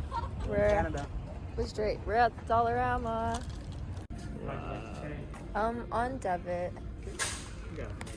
Oh, it's on my phone. We got our groceries. We got Cindy snacks. We're back at the house. They're gonna make me food. I'm gonna eat. And then I don't really know what else I'm gonna do. So that was it. Don't know if this is the end of the video. I just got home. It's like almost 2 in the morning. Yeah, but all in all, I think I had a great day. It was super fun. Finally got Cindy's snacks, so I can't wait to get that together and get that shipped out. Just kidding. I'm gonna make Dre do that because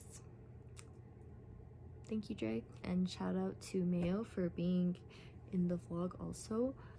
Thanks for watching my first ever video, and there'll be more to come. So yeah, see ya. Bye. All right. Well, Gang. gang. There you go. There you have it. Nice. Yep.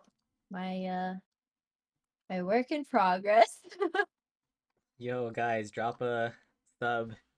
Give it a thumbs up. Come on, come on. That was awesome. You definitely have to Thanks. do more.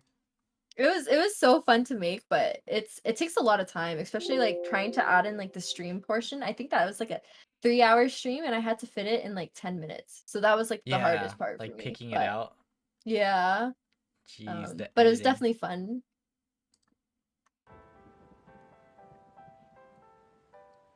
Yeah, claps, round of applause, big Thank props. you. Thank you. I was like, just tuning in to all the edits you did too.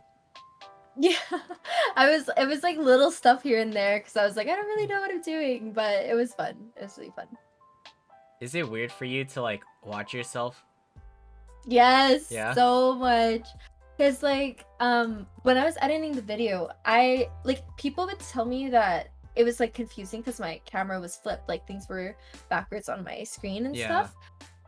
But I didn't realize it until I was editing the video. So in the video, when you compare like the stream to me IRL, like you can see my hair part is on a different side. And I was like, wow, that is really weird to me. Mhm. So I had to switch my camera on my Streamlabs to be the right way. So now when I look at myself on my Streamlabs, I'm actually flipped, but it's the right way on stream. And I'm like, really, it's just, that was like a really weird part for me to get used to, but I'm used to it now. So Mhm. Nice. yeah. There you have it.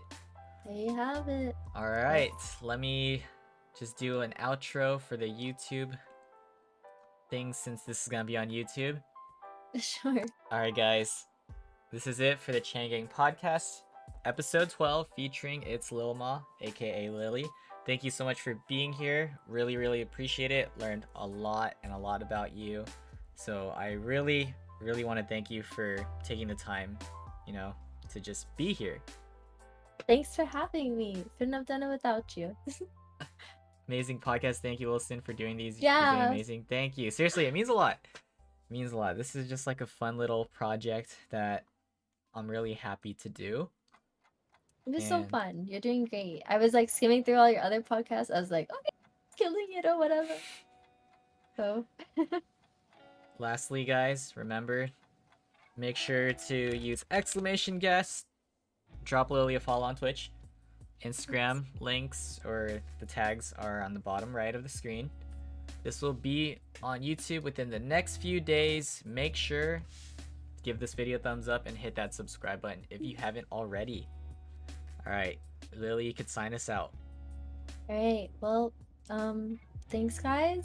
I'm not really good at outros, but hope you guys have a great night. Drink water, eat good food, eat healthy, fruits and veggies, all of that fun stuff. And we'll catch you in the next Chang Gang podcast tomorrow. Woo! Bye. Woo! See you guys. Yeah, Bye. yeah.